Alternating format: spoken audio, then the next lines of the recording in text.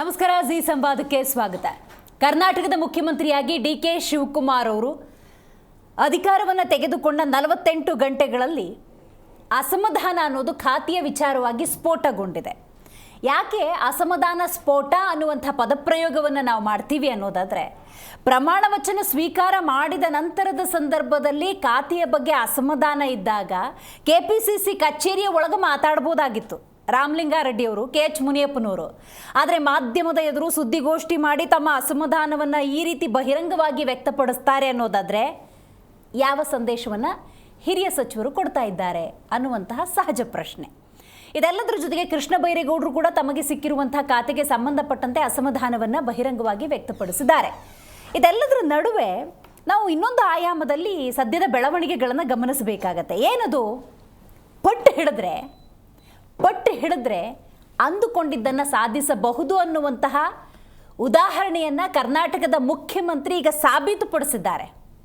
ಕೊಟ್ಟ ಮಾತನ್ನು ನೆನಪಿಸಿ, ನೀವು ಮಾತು ಕೊಟ್ಟಿದ್ರಿ, ಹಾಗಾಗಿ ತಾನು ಮಾಡಿದಂಥ ಕೆಲಸಕ್ಕೆ ಕೂಲಿ ಬೇಕು ಅನ್ನುವಂಥ ನಿಟ್ಟಿನಲ್ಲಿ ಕರ್ನಾಟಕದ ಮುಖ್ಯಮಂತ್ರಿ ಆಗಿರೋದ್ರಿಂದಾಗಿ ತಾವು ಕೂಡ ಪಟ್ಟು ಹಿಡಿದ್ರೆ ತಾವು ಅಂದುಕೊಂಡಿದ್ದು ಸಿಗಬಹುದು ಅನ್ನುವಂಥ ನಿರೀಕ್ಷೆಯಲ್ಲಿ ಕರ್ನಾಟಕ ಕಾಂಗ್ರೆಸ್ನ ಹಿರಿಯ ನಾಯಕರಿದ್ದಾರಾ? ಹಾಗಾದರೆ ನೋಡಿ, ರಾಮಲಿಂಗಾರೆಡ್ಡಿ ಅವರಿಗೆ ಸಂಬಂಧಪಟ್ಟಂತಹ ಅವರ ಬೆಂಬಲಿಗರು ವರ್ಡ್ ಪವರ್ ಹಿಂದೆ ಡಿ.ಕೆ. ಶಿವಕುಮಾರ್ ಅವರು ಹೇಳಿದ ಅದೇ ಪೋಸ್ಟರ್ಗಳನ್ನು ಹಿಡ್ಕೊಂಡು ಓಡಾಡ್ತಿದ್ದಾರೆ ಅನ್ನೋದಾದರೆ, ಇಂತಹ ಒಂದು ಸಂದಿಗ್ಧತೆಯಲ್ಲಿ ರಾಜ್ಯದ ಮುಖ್ಯಮಂತ್ರಿ ಡಿ.ಕೆ. ಶಿವಕುಮಾರ್ ಅವರು ಈ ಪರಿಸ್ಥಿತಿಯನ್ನು ಹೆಂಗೆ ನಿಭಾಯಿಸ್ತಾರೆ?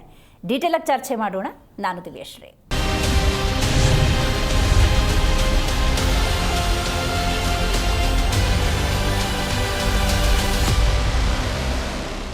ಕಾಂಗ್ರೆಸ್ ಅಂದ ಸಂದರ್ಭದಲ್ಲಿ ಕಳೆದ 3 ವರ್ಷಗಳಲ್ಲಿ ನೀವು ಗಮನಿಸಿದ್ದೀರಿ, ಮುಖ್ಯಮಂತ್ರಿ ಗಾದಿ ಅಥವಾ ಕುರ್ಚಿ ಅನ್ನಕ್ಕೆ ಸಂಬಂಧಪಟ್ಟಂತೆ ಕಳೆದ 3 ವರ್ಷಗಳಲ್ಲಿ ನಾವು ಅದನ್ನೇ ಚರ್ಚೆ ಮಾಡ್ಕೊಂಡು ಬಂದಿದ್ದೀವಿ. ರೈಟ್ ನಾವು ಸಿಚುವೇಶನ್ ಹೆಂಗಿತ್ತು ಅಂತ ಹೇಳಿದ್ರೆ, ಅಧಿಕಾರ ಹಂಚಿಕೆ ಏನೋ ಆಯಿತು, ಇನ್ನೆಲ್ಲವೂ ಕೂಡ ಸುಸೂತ್ರ. ಉಳಿದಿರೋದಂತಹ 2 ವರ್ಷ ಚುರುಕಾಗಿ ಡಿ.ಕೆ. ಶಿವಕುಮಾರ್ ಅವರು ತಮ್ಮ ಸಂಪುಟವನ್ನು ತಗೊಂಡು ಹೋಗ್ತಾರೆ, ಆಡಳಿತವನ್ನು ಅತ್ಯುತ್ತಮವಾಗಿ ನಡೆಸ್ಕೊಂಡು ಹೋಗ್ತಾರೆ ಅನ್ನೋದಾದರೆ, ಆರಂಭಿಕ ವಿಘ್ನ ಎನ್ನುವಂತೆ ಈಗ ರಾಜೀನಾಮೆ. ಹೌದು, ಆ ಬಂಡಾಯದ ಬಿರುಗಾಳಿ ಅನ್ನೋದು ಕಂಡು ಬರ್ತಾ ಇದೆ. ಖಾತೆ ವಿಚಾರವಾಗಿ ಭುಗಿಲೆದ್ದಿರುವಂತಹ ಅಸಮಾಧಾನ ಇದು. ಸಚಿವ ಸ್ಥಾನಕ್ಕೆ ರಾಮಲಿಂಗಾರೆಡ್ಡಿ ಅವರು ರಾಜೀನಾಮೆ ಕೊಟ್ಟು ಬಿಟ್ಟಿದ್ದಾರೆ. ಬೆಂಗಳೂರು ನಗರಾಭಿವೃದ್ಧಿ ಖಾತೆ ಸಿಗದಿದ್ದಕ್ಕೆ ಅಸಮಾಧಾನ ವ್ಯಕ್ತಪಡಿಸಿದ್ದಾರೆ. ಆರಂಭದಲ್ಲೇ ಹಾಗಾದರೆ ಮುಖ್ಯಮಂತ್ರಿ ಡಿ.ಕೆ. ಶಿವಕುಮಾರ್ ಎಡವಿ ಬಿಟ್ರಾ ಅನ್ನುವಂಥದ್ದು. ಏನು, ಖಾತೆ ಬಗ್ಗೆ ಹಲವು ಸಚಿವರಲ್ಲಿ ಅಸಮಾಧಾನ ಇದೆ. ಅವರ ಅಸಮಾಧಾನಕ್ಕೂ ಹಲವಾರು ಕಾರಣಗಳಿದ್ದಾವೆ. ಡೀಟೇಲ್ ಆಗಿ ನೋಡ್ತಾ ಹೋಗೋಣ. ಖಾತೆ ಬಗ್ಗೆ ಕೆ.ಎಚ್. ಮುನಿಯಪ್ಪನವರು ಮುನಿಸು ವ್ಯಕ್ತಪಡಿಸಿದ್ದಾರೆ. ಸಾಕು ಆಹಾರ ಅಂತ. ಕೆ.ಎಚ್. ಮುನಿಯಪ್ಪನವರು ಅಂದರೆ ಆಹಾರ ಖಾತೆ ಅವರಿಗೆ ಅನ್ನೋ ಮಟ್ಟಕ್ಕೆ ಕಾಂಗ್ರೆಸ್ನಲ್ಲಿ ಇದ್ದಿದ್ದರಿಂದಾಗಿ ಸಾಕು ಆಹಾರ ಅಂತ ಹೇಳ್ತಿದ್ದಾರೆ. ಕೆ.ಜೆ. ಜಾರ್ಜ್, ಕೃಷ್ಣ ಬೈರೇಗೌಡರು ತಮ್ಮ ಖಾತೆಗೆ ಅತೃಪ್ತಿಯನ್ನು ವ್ಯಕ್ತಪಡಿಸಿದ್ದಾರೆ. ಕೆ.ಜೆ. ಜಾರ್ಜ್ ಅವರು ವಿಶೇಷವಾಗಿ ಬೆಂಗಳೂರು ನಗರಾಭಿವೃದ್ಧಿ ಇಲಾಖೆಗೆ ಆಸೆ ಪಟ್ಟವರು, ರಾಮಲಿಂಗಾರೆಡ್ಡಿ ಅವರ ತರವೇ. ಆದರೆ ಕೃಷ್ಣ ಬೈರೇಗೌಡರು ಬೇಡ ಅಂದರೂ ಒಲಿದು ಬಂದಿದೆ ಈ ಒಂದು ಬೆಂಗಳೂರು ನಗರಾಭಿವೃದ್ಧಿ ಅನ್ನುವಂಥ ಇಲಾಖೆ. But it is not so easy. ಕಂದಾಯ ಇಲಾಖೆಯಲ್ಲಿ ತಮ್ಮದೇ ಆದಂಥ ಛಾಪು ಮೂಡಿಸಿದ್ದಾರೆ, ಶಿಸ್ತಿನಿಂದ ಪ್ರಾಮಾಣಿಕತೆಯಿಂದ ಕೆಲಸ ಮಾಡಿದ್ದಾರೆ. ಆದರೆ ಬೆಂಗಳೂರು ನಗರಾಭಿವೃದ್ಧಿ ಸಚಿವರು ಅಂದಾಗ ಅಲ್ಲಿ ಜವಾಬ್ದಾರಿ ಜಾಸ್ತಿ, ಟಾಸ್ಕ್ ಜಾಸ್ತಿ, ಅದನ್ನು ನಿಭಾಯಿಸೋಕ್ಕಾಗೋದಿಲ್ಲ ಅಂತಲ್ಲ. ಉಳಿದಿರುವಂಥ 2 ವರ್ಷಗಳಲ್ಲಿ ಅಧ್ಯಯನ ಮಾಡಿ, ಈಗ ನೋಡಿ GB ಎಲೆಕ್ಷನ್ ಇರ್ಬೋದು, ಇಂಥ ಸಂದಿಗ್ಧತೆಯ ನಡುವೆ ಮಳೆಗಾಲ ಶುರುವಾಗುತ್ತೆ. ಇಂಥ ಸಿಚುವೇಷನಲ್ಲಿ ಆ ಖಾತೆಯನ್ನು ನಿಭಾಯಿಸಿ ಏನಾದರೂ ಇರುಸು ಮುರುಸು ಅಥವಾ ಮುಜುಗರದ ಸನ್ನಿವೇಶವನ್ನು ಎದುರಿಸಿದ್ರೆ ಅದು ಅಗೇನ್ ಕೃಷ್ಣ ಬೈರೇಗೌಡರ ತಲೆಗೆ ಬಂದುಬಿಡತ್ತೆ. ಕಂದಾಯ ಇಲಾಖೆಯಲ್ಲಿ ಬಹಳ ಅದ್ಭುತವಾಗಿ ಕೆಲಸ ಮಾಡಿರುವಂಥ ಖ್ಯಾತಿಯನ್ನು ಹೊಂದಿರುವಂಥ ಕೃಷ್ಣ ಬೈರೇಗೌಡರು ಈ ಖಾತೆಯನ್ನು ನಿಭಾಯಿಸುವ ಸಂದರ್ಭದಲ್ಲಿ ಪರಿಸ್ಥಿತಿಯೋ ಮತ್ತೊಂದು ಎಡವಿ ಬಿಟ್ಟರೆ ಅನ್ನುವಂಥ ಆತಂಕವೂ ಇರಬಹುದು. ಇನ್ನು ಕೆ.ಜೆ. ಜಾರ್ಜ್ ಇಲಾಖೆಯಲ್ಲಿ ಹಸ್ತಕ್ಷೇಪ ಮಾಡಿದ್ರ ಮುಖ್ಯಮಂತ್ರಿ ಅನ್ನುವಂಥ ಪ್ರಶ್ನೆ. ಇದೆಲ್ಲದರ ನಡುವೆ ಸತೀಶ್ ಜಾರಕಿಹೊಳಿಯವರ ಕೈ ತಪ್ಪಿದೆ ಕೆಪಿಸಿಸಿ ಸಾರಥ್ಯ. ಅವರೇ ಹೇಳಿದಂತೆ ಈ ಹಿಂದೆ ಒಬ್ರಿಗೊಂದು ಜವಾಬ್ದಾರಿ ಅಂತ. ಆ ನಿಟ್ಟಿನಲ್ಲಿ ಮೋಸ್ಟ್ ಪ್ರೊಬ್ಯಾಬ್ಲಿ ಹೈಕಮಾಂಡ್ ಚಿಂತನೆಯನ್ನು ನಡೆಸಿರಬಹುದು. ಹಾಗಾಗಿ ಕೆಪಿಸಿಸಿ ಅಧ್ಯಕ್ಷಗಿರಿ ಅಂದಾಗ ಬಿ.ಕೆ. ಹರಿಪ್ರಸಾದ್ ಅವರಿಗೆ ಒಲಿದಿದೆ. ಬಟ್ ಈ ಆರಂಭಿಕ ಬಿರುಗಾಳಿಯನ್ನು ಅದು ಹೇಗೆ ಮುಖ್ಯಮಂತ್ರಿ ಡಿ.ಕೆ. ಶಿವಕುಮಾರ್ ಅವರು ತಣ್ಣಗೆ ಮಾಡ್ತಾರೆ ಅಂತ, ಇದ್ಯಾವುದಕ್ಕೂ ತಲೆ ಕೆಡಿಸಿಕೊಳ್ಳದ ಒಂದು ಪ್ರಕೃತಿ ಅವರದ್ದು. ಒಂದು ರೀತಿ ಎಲ್ಲವನ್ನು ಕೊಡ್ಕೊಂಡು ಮುಂದಕ್ಕೆ ಹೋಗಿ ಎಲ್ಲವನ್ನು ಸಮಗ್ರವಾಗಿ ತೆಗೆದುಕೊಂಡು ಹೋಗುವಂಥ ಮನೋಭಾವವು ಅವರಲ್ಲಿರೋದ್ರಿಂದಾಗಿ ಈ ಪರಿಸ್ಥಿತಿಯನ್ನು ಎಷ್ಟು ಬೇಗ ನಿಭಾಯಿಸ್ತಾರೆ ಅನ್ನೋದ್ರ ಬಗ್ಗೆ ನಾವು ಯೋಚನೆ ಮಾಡಬೇಕಾಗಿದೆ. ಯಾಕಂದರೆ ಡಿ ಕೆ ಶಿವಕುಮಾರ್ ಅವರಿಗೆ ಸಿಕ್ಕಿರುವ ಅವಧಿ ತುಂಬ ಕಡಿಮೆ, ತುಂಬಾ ಕಡಿಮೆ. 2 ವರ್ಷದಲ್ಲಿ ನಾವು 6 ತಿಂಗಳು ಬಿಟ್ಕೊಟ್ಬಿಡ್ಬೇಕಾಗುತ್ತೆ. ಎಲೆಕ್ಷನ್ ಬ್ಯುಸಿ ಒಳಗೆಲ್ಲ ಇರ್ತಾರೆ. ಇನ್ನು 1 ವರ್ಷ, 1.5 ವರ್ಷ ಅಂದಾಗ ಅದರಲ್ಲಿ ನಾವು 2 ತಿಂಗಳನ್ನು ಈ 12 ಖಾತೆ ಮತ್ತು 20 ಖಾತೆಗೆ ಇಟ್ಬಿಟ್ರೆ ಉಳಿದಿರುವಂತಹ 1 ವರ್ಷ 2-3 ತಿಂಗಳಲ್ಲಿ ಏನು ಸಾಧನೆ ಮಾಡ್ಯಾರು ಅನ್ನುವಂತಹ ನಿಟ್ಟಿನಲ್ಲೂ ಕೂಡ ನಾವು ಯೋಚನೆ ಮಾಡಬೇಕಾಗತ್ತೆ.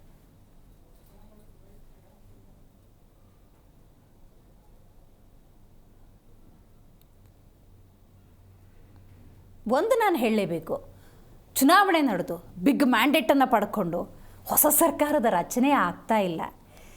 ಸರ್ಕಾರ ಅದೇನೇ, ನಾಯಕತ್ವದ ಬದಲಾವಣೆ ಆಗಿದೆ. ಅದು ಪ್ರತಿ ನಾಯಕರ ತಲೆಯಲ್ಲಿರಲಿ ಅನ್ನೋದು ನಮ್ಮ ಮನವಿ.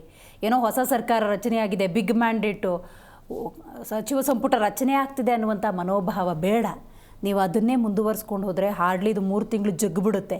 ಹಾಗೇನಾದರೂ ಹೋಯಿತು ಅಂತ ಹೇಳಿದ್ರೆ ರಾಜ್ಯದ ಅಭಿವೃದ್ಧಿಯ ದೃಷ್ಟಿಯಿಂದ ನಾವು ದಿನ ಇದನ್ನೇ ಮಾತಾಡಬೇಕಾಗತ್ತೆ. ರಾಜ್ಯದ ಅಭಿವೃದ್ಧಿ ಬಗ್ಗೆ, ಆಡಳಿತ ಬಗ್ಗೆ ಸೊಕಾಲ್ಡ್ ಹಿರಿಯ ಕಾಂಗ್ರೆಸ್ನ ಶಾಸಕರು, ಸಚಿವರು ಗಮನಹರಿಸಿ 1 ವಾರದೊಳಗೆ ಇತ್ಯರ್ಥ ಮಾಡ್ಕೊಂಬಿಟ್ಟು ಆಡಳಿತ ಬಗ್ಗೆ ಗಮನಹರಿಸಿ. ರೈಟ್, ಇದಕ್ಕೆ ಸಂಬಂಧಪಟ್ಟಂತೆ ಕೆ ಎಚ್ ಮುನಿಯಪ್ಪನವರು, ವಿಜಯೇಂದ್ರ ಅವರು, ಸಿ ಟಿ ರವಿ ಮಾತಾಡಿದ್ದಾರೆ. ಈಗ ಆಹಾರ ಆಗಿಬಿಟ್ಟಿದೆ. ವಿಜಯೇಂದ್ರ ಅವರಂತೂ 1-2 ಹೆಜ್ಜೆ ಮುಂದಕ್ಕೆ ಹೋಗ್ಬಿಟ್ಟಿದ್ದಾರೆ, ನಾವು ಎಲೆಕ್ಷನಿಗೆ ಸಿದ್ಧ ಅಂತೇಳಿ. No, it is not like that. ಯಾಕಂದರೆ ಆಡಳಿತವನ್ನು ನಡೆಸ್ತಿರುವಂತಹ ಕಾಂಗ್ರೆಸ್ ಮುಗ್ಗರಿಸಲಿ ಅಂತ ಕಾಯೋದು ಬೇಡ. ಆಡಳಿತವನ್ನು ನಡೆಸ್ತಿರುವಂಥ ಕಾಂಗ್ರೆಸ್ ಅವರ ಆಡಳಿತ ಹೇಗಿದೆ ಅನ್ನೋದ್ರ ಬಗ್ಗೆ ಟೀಕೆ ಟಿಪ್ಪಣಿ ಮಾಡಿ ಅವರನ್ನು ಸರಿದಾರಿಗೆ ತರುವಂಥ ನಿಟ್ಟಿನಲ್ಲಿ ವಿಪಕ್ಷ ಇರಬೇಕೇ ಹೊರತು ನಾವು ಎಲೆಕ್ಷನಿಗೆ ಸಿದ್ಧ ಅನ್ನುವಂಥ statement which is not acceptable. Anyhow, C T ರವಿಯವರು ಕೂಡ ಇದಕ್ಕೆ ಸಂಬಂಧಪಟ್ಟಂತೆ ಟೀಕೆ ಟಿಪ್ಪಣಿಗಳನ್ನು ಮಾಡಿದ್ದಾರೆ. ಹಾಗಾಗಿ ಆಡಳಿತವನ್ನು 3 ವರ್ಷಗಳ ಕಾಲ ಕೊಟ್ಟಿರುವಂಥ ಕಾಂಗ್ರೆಸ್ ಈ ಸಿಚುವೇಶನನ್ನು ಕೂಡ ಬಹಳ ಸ್ಮೂತಾಗಿ ತೊಗೊಂಡು ಹೋದರೆ ಬಹಳ ಸೂಕ್ತ. ರೈಟ್, ಹಲವರು ಮಾತಾಡಿದ್ದಾರೆ, ಬನ್ನಿ ಕೇಳೋಣ.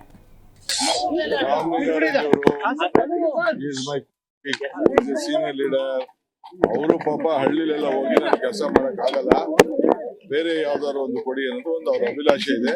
ಅವ್ರ ಚರ್ಚೆ ಮಾಡಿ ಸಾರ್ಟ್ ಔಟ್ ಮಾಡ್ತೀನಿ. Nothing to worry. He is a great friend. We are very closest friend among the cabinet. We will sort out. ಹೌದು, ಅಲ್ಲಿ ಮುಖ್ಯಮಂತ್ರಿಗಳಿದ್ದಾರೆ, ಪಕ್ಷ ಅಧ್ಯಕ್ಷರಿದ್ದಾರೆ, ಮೂಲಾಧ್ಯಕ್ಷ ಸೂಕ್ತವಾಗಿ ಕೊಡ್ತಾರೆ. ಈಗ ನಾನು ಸಚಿವನಾಗಿದ್ದೇನೆ, ಇನ್ನು ಹಿಂದಿನ ಕಥೆ ಎಲ್ಲ ನಮ್ಗೆ ಅಂತ ಈಗ ಮುಂದುವರಿಸ್ಕೊಂಡು ನಿಮ್ಗೆ ಸಲಹೆ ಸೂಚನೆ ಇದ್ರೆ ಕೊಡಿ, ಅದು ಮುಂದುವರಿಸ್ಕೊಂಡು ನಮ್ಗೇನು ಗೊತ್ತಿಲ್ಲ. ನೋಡಿ ಎಲ್ಲ ಕರೆಕ್ಟ್ ಆಗಿದೆ, ಆಗಲಿಲ್ಲ. ಇದಕ್ಕೆಲ್ಲ ಕೂಡ ಮುಖ್ಯಮಂತ್ರಿಗಳು ಮತ್ತು ಪಕ್ಷ ಅಧ್ಯಕ್ಷರು ನಾಯಕತ್ವ ಕೊಡ್ತಾರೆ. ಎಲ್ಲರೂ ಕೂಡ ವಿಶ್ವಾಸದಿಂದ ಇದ್ದಾರೆ, ಎಲ್ಲರೂ ಕೂಡ ಒಗ್ಗಟ್ಟಿನಿಂದ ಇದ್ದಾರೆ ಇದರಲ್ಲಿ. ಮತ್ತು ಈಗ ನಮ್ಮ ಕೆಲಸ ನಾವು ಮಾಡಿಕೊಂಡು ಉತ್ತಮ ಕೆಲಸ ಮಾಡಿ ಜನರಿಗೆ ಪ್ರಯೋಜನ ಆಗ್ಬೋದು ಯೋಜನೆ ಮಾಡೋದು ನಮ್ಮ ಸರ್ಕಾರದ ಮುಖ್ಯ ಉದ್ದೇಶ. ಆ ಕೆಲಸ ನಾವು ಮಾಡ್ತೀವಿ. ರಾಮಲಿಂಗಾರೆಡ್ಡಿ ಅವರು ಕಾಂಗ್ರೆಸ್ ಪಕ್ಷದ ಹಿರಿಯ ನಾಯಕರಿದ್ದಾರೆ, ಮಾತಾಡ್ತೀವಿ, ಅವ್ರ ಜೊತೆ ಮಾತಾಡಿ 2 ದಿನಕ್ಕೆ ಈ ಥರ ಡಿಸಿಷನ್ ಅವ್ರು ಕೆಲವು ಸಂದರ್ಭದಲ್ಲಿ ಆಗುತ್ತೆ. ಈ ಸೀನಿಯರ್ ಮೋಸ್ಟ್ ಕಾಂಗ್ರೆಸ್ ಮನುಷ್ಯ ಇರೋದ್ರಿಂದ ಅವ್ರ ಚರ್ಚೆ ಮಾಡಿ ನಾವು ಮಾತಾಡ್ತೀವಿ. ಹೈಕಮಾಂಡ್ ನಾಯಕರು ಬರ್ತಾ ಇರೋ ಟೈಮಲ್ಲಿ ಒಂಥರ ಮುಜುಗರ ಅಲ್ವ? ಎಲ್ಲ ನಡೀತಾ ಇರುತ್ತೆ ರಾಜಕಾರಣದಲ್ಲಿ, ತೊಂದರೆ ಇಲ್ಲ. ಬಟ್ ಅವ್ರು ಮಾತಾಡ್ತೀವಿ, ಅವ್ರು ಆ ಥರ ಏನು ಮಾಡೋದಿಲ್ಲ. ಕಾಂಗ್ರೆಸ್ಗೆ ತೊಂದರೆ ಆಗುವಂಥ ಕೆಲಸ ಏನು ಮಾಡಿಲ್ಲ, ನಾವು ಮಾತಾಡ್ತೀವಿ. ಖಾತೆ ಸರಿಯಾಗಿಲ್ಲ, ಸೀನಿಯಾರಿಟಿ ಮೇಂಟೈನ್ ಆಗಿಲ್ಲ.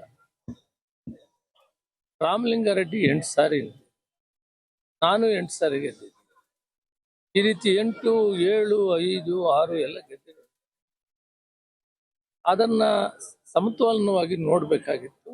ನಾನು ಅಖಿಲ ಭಾರತ ಕಾಂಗ್ರೆಸ್ ಅಧ್ಯಕ್ಷರಿಗೆ ಮನವಿ ಮಾಡ್ತಿದ್ದೀನಿ, ತಾಯಿ ಸ್ಥಾನದಲ್ಲಿದ್ದೀನಿ. ಎಲ್ಲ ಮಕ್ಕಳನ್ನು ಒಂದೇ ಥರ ನೋಡಬೇಕು ಮತ್ತು ಸೀನಿಯಾರಿಟಿ ಮೇಂಟೈನ್ ಆಗಬೇಕು.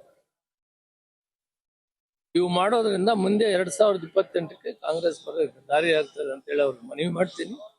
ಮತ್ತು ಏನು ಇವತ್ತು ಖಾತೆ ಕೊಟ್ಟಿದ್ದಾರೆ ಅದನ್ನು ಬದಲಾವಣೆ ಮಾಡಿ ಜನಸೇವೆ ಮಾಡುವಂಥದ್ದನ್ನ, ಅನುಕೂಲ ಆಗುವಂಥದ್ದನ್ನ ಕೊಡಬೇಕು ಅಂತ ನಾನು ಮನವಿ ಮಾಡ್ತೀನಿ. ರಾಹುಲ್ ಗಾಂಧಿ ಅವ್ರಿಗೆ ಹೇಳ್ತೀನಿ, ಸೋನಿಯಾ ಗಾಂಧಿ ಅವರಿಗೆ. ಈಗಾಗಲೇ ರಾಹುಲ್ ಗಾಂಧಿ ಅವರಿಗೆ ಮೊನ್ನೆ ಬಂದಿದ್ದಾಗ ನಾನು ಮನವಿ ಮಾಡಿದ್ದೀನಿ, ಸಮಾಜ ಕಲ್ಯಾಣ ಸೇವೆ ಮಾಡು, ಬಡಬಗ್ಗೆ ವ್ಯವಸಾಯ ಸೇವೆ ಮಾಡಬೇಕು, ಇರಿಗೇಷನ್ ರೈತರಿಗೆ ಸೇವೆ ಮಾಡಬೇಕು, ಇಂಥವು ಆಗಬೇಕು. ಅದರಿಂದ ಇಂಥವು ನಾನು ಈಗಾಗಲೇ 3 ವರ್ಷ ಅದನ್ನು ನಿಭಾಯಿಸಿದ್ದೆ.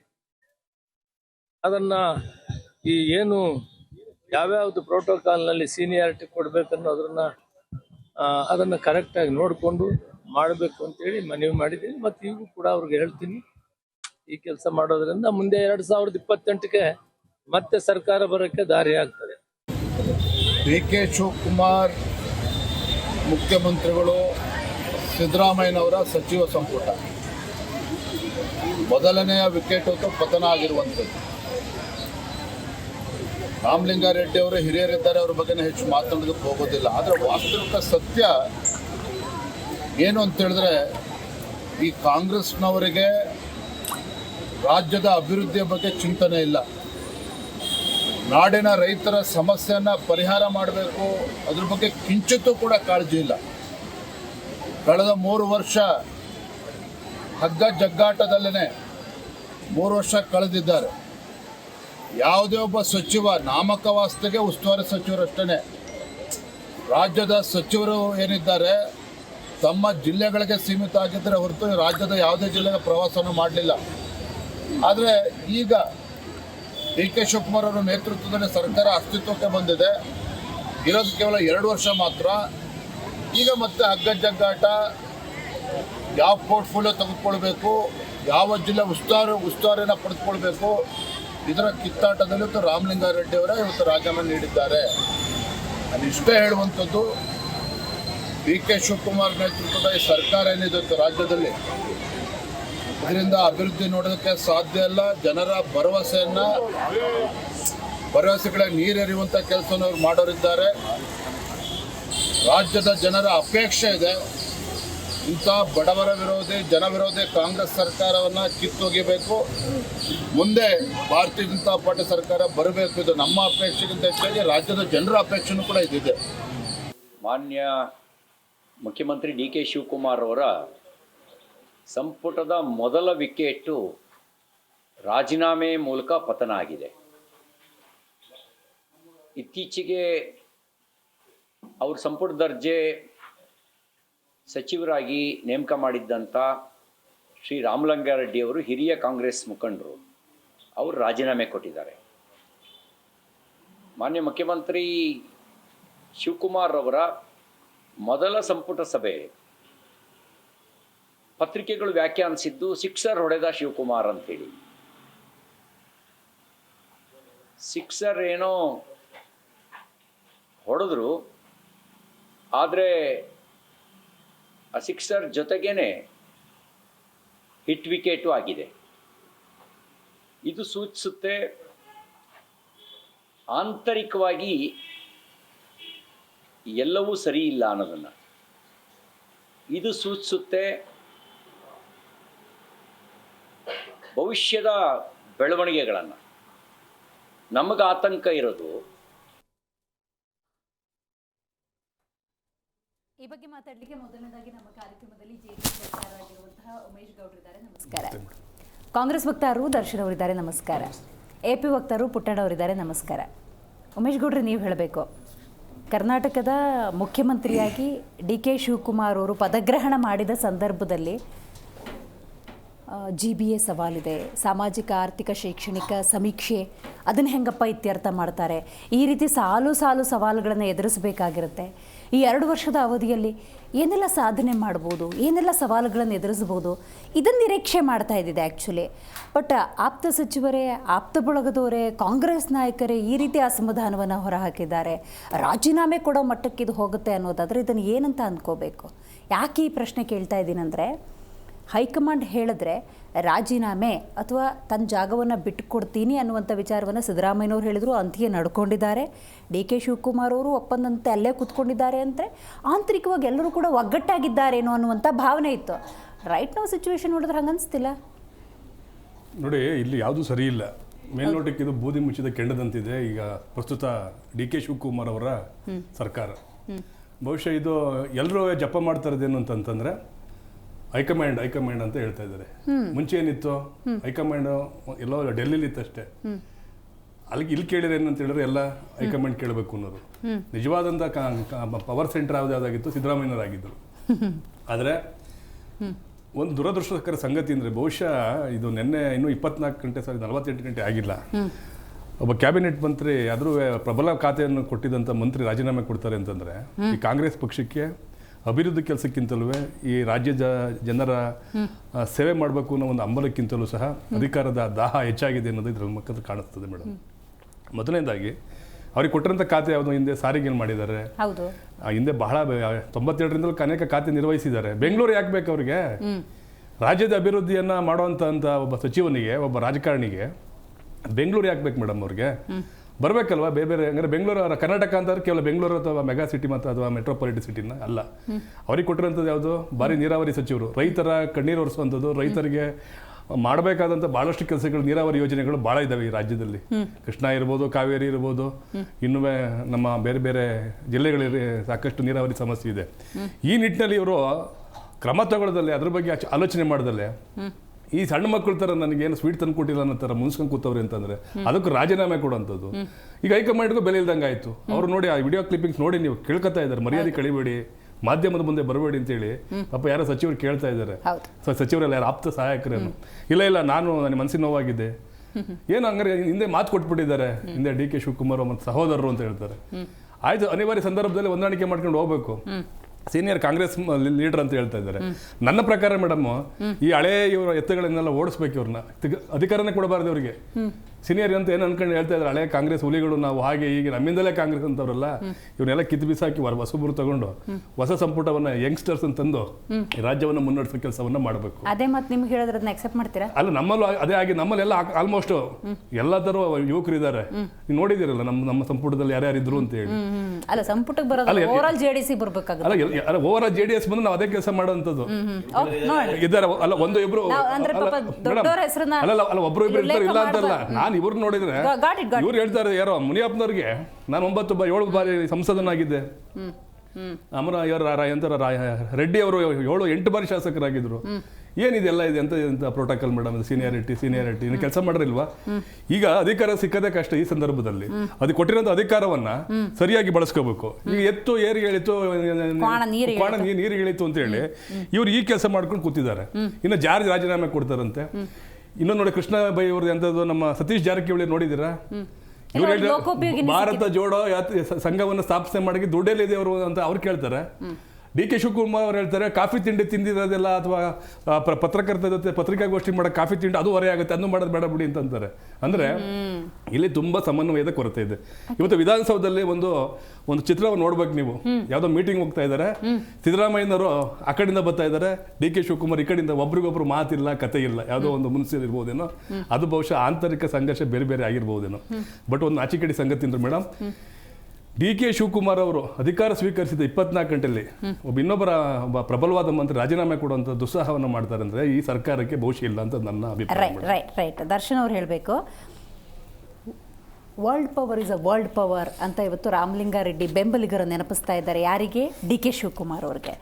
ರಾಹುಲ್ ಗಾಂಧಿ ಬರೋ ಟೈಮಲ್ಲೇ ಹಿರಿಯ ಸಚಿವರು ರಾಮಲಿಂಗಾರೆಡ್ಡಿಯವರು ರಾಜೀನಾಮೆ ಕೊಡ್ತಾರೆ ಅನ್ನೋದಾದರೆ, ಜೊತೆಗೆ ಸುದ್ದಿಗೋಷ್ಠಿ ನಡೆಸಿ KPCC ಕಚೇರಿಯಲ್ಲಿ ಚರ್ಚೆ ಆಗಬೇಕಾಗಿರುವಂಥ ವಿಚಾರಗಳನ್ನು ಬಹಿರಂಗಪಡಿಸ್ತಾರೆ ಅನ್ನೋದನ್ನೇ ನಾವು ಏನಂತ ಅರ್ಥ ಮಾಡ್ಕೋಬೇಕು? ಮೊದಲಿಗೆ ಮಾನ್ಯ ರಾಮಲಿಂಗಾರೆಡ್ಡಿ ಸಾಹೇಬ್ರು ಒಂದು ರಾಜಕೀಯ ಏನು ಅನುಭವ ಇದೆಯಲ್ಲ, ಅಷ್ಟು ನನಗೆ ವಯಸ್ಸಾಗಿಲ್ಲ. ಯಾಕೆಂದರೆ ಅವರು ಭಾಳ ಹಿರಿಯರಿದ್ದಾರೆ, 8 ಬಾರಿ ಗೆದ್ದಿದ್ದಾರೆ. ಮತ್ತು ಈ ಒಂದು ಅವಕಾಶ ಕೆಲವ್ರಿಗೆ ಮಾತ್ರ ಸಿಗುವಂಥದ್ದು. ಎಲ್ಲರಿಗೂ, ಎಲ್ಲ ಶಾಸಕರಿಗೂ ಮಂತ್ರಿ ಆಗುವಂಥ ಭಾಗ್ಯ ಸಿಗೋದಿಲ್ಲ, ಎಲ್ಲರಿಗೂ ಮುಖ್ಯಮಂತ್ರಿ ಆಗೋ ಭಾಗ್ಯನೂ ಸಹ ಸಿಗೋದಿಲ್ಲ.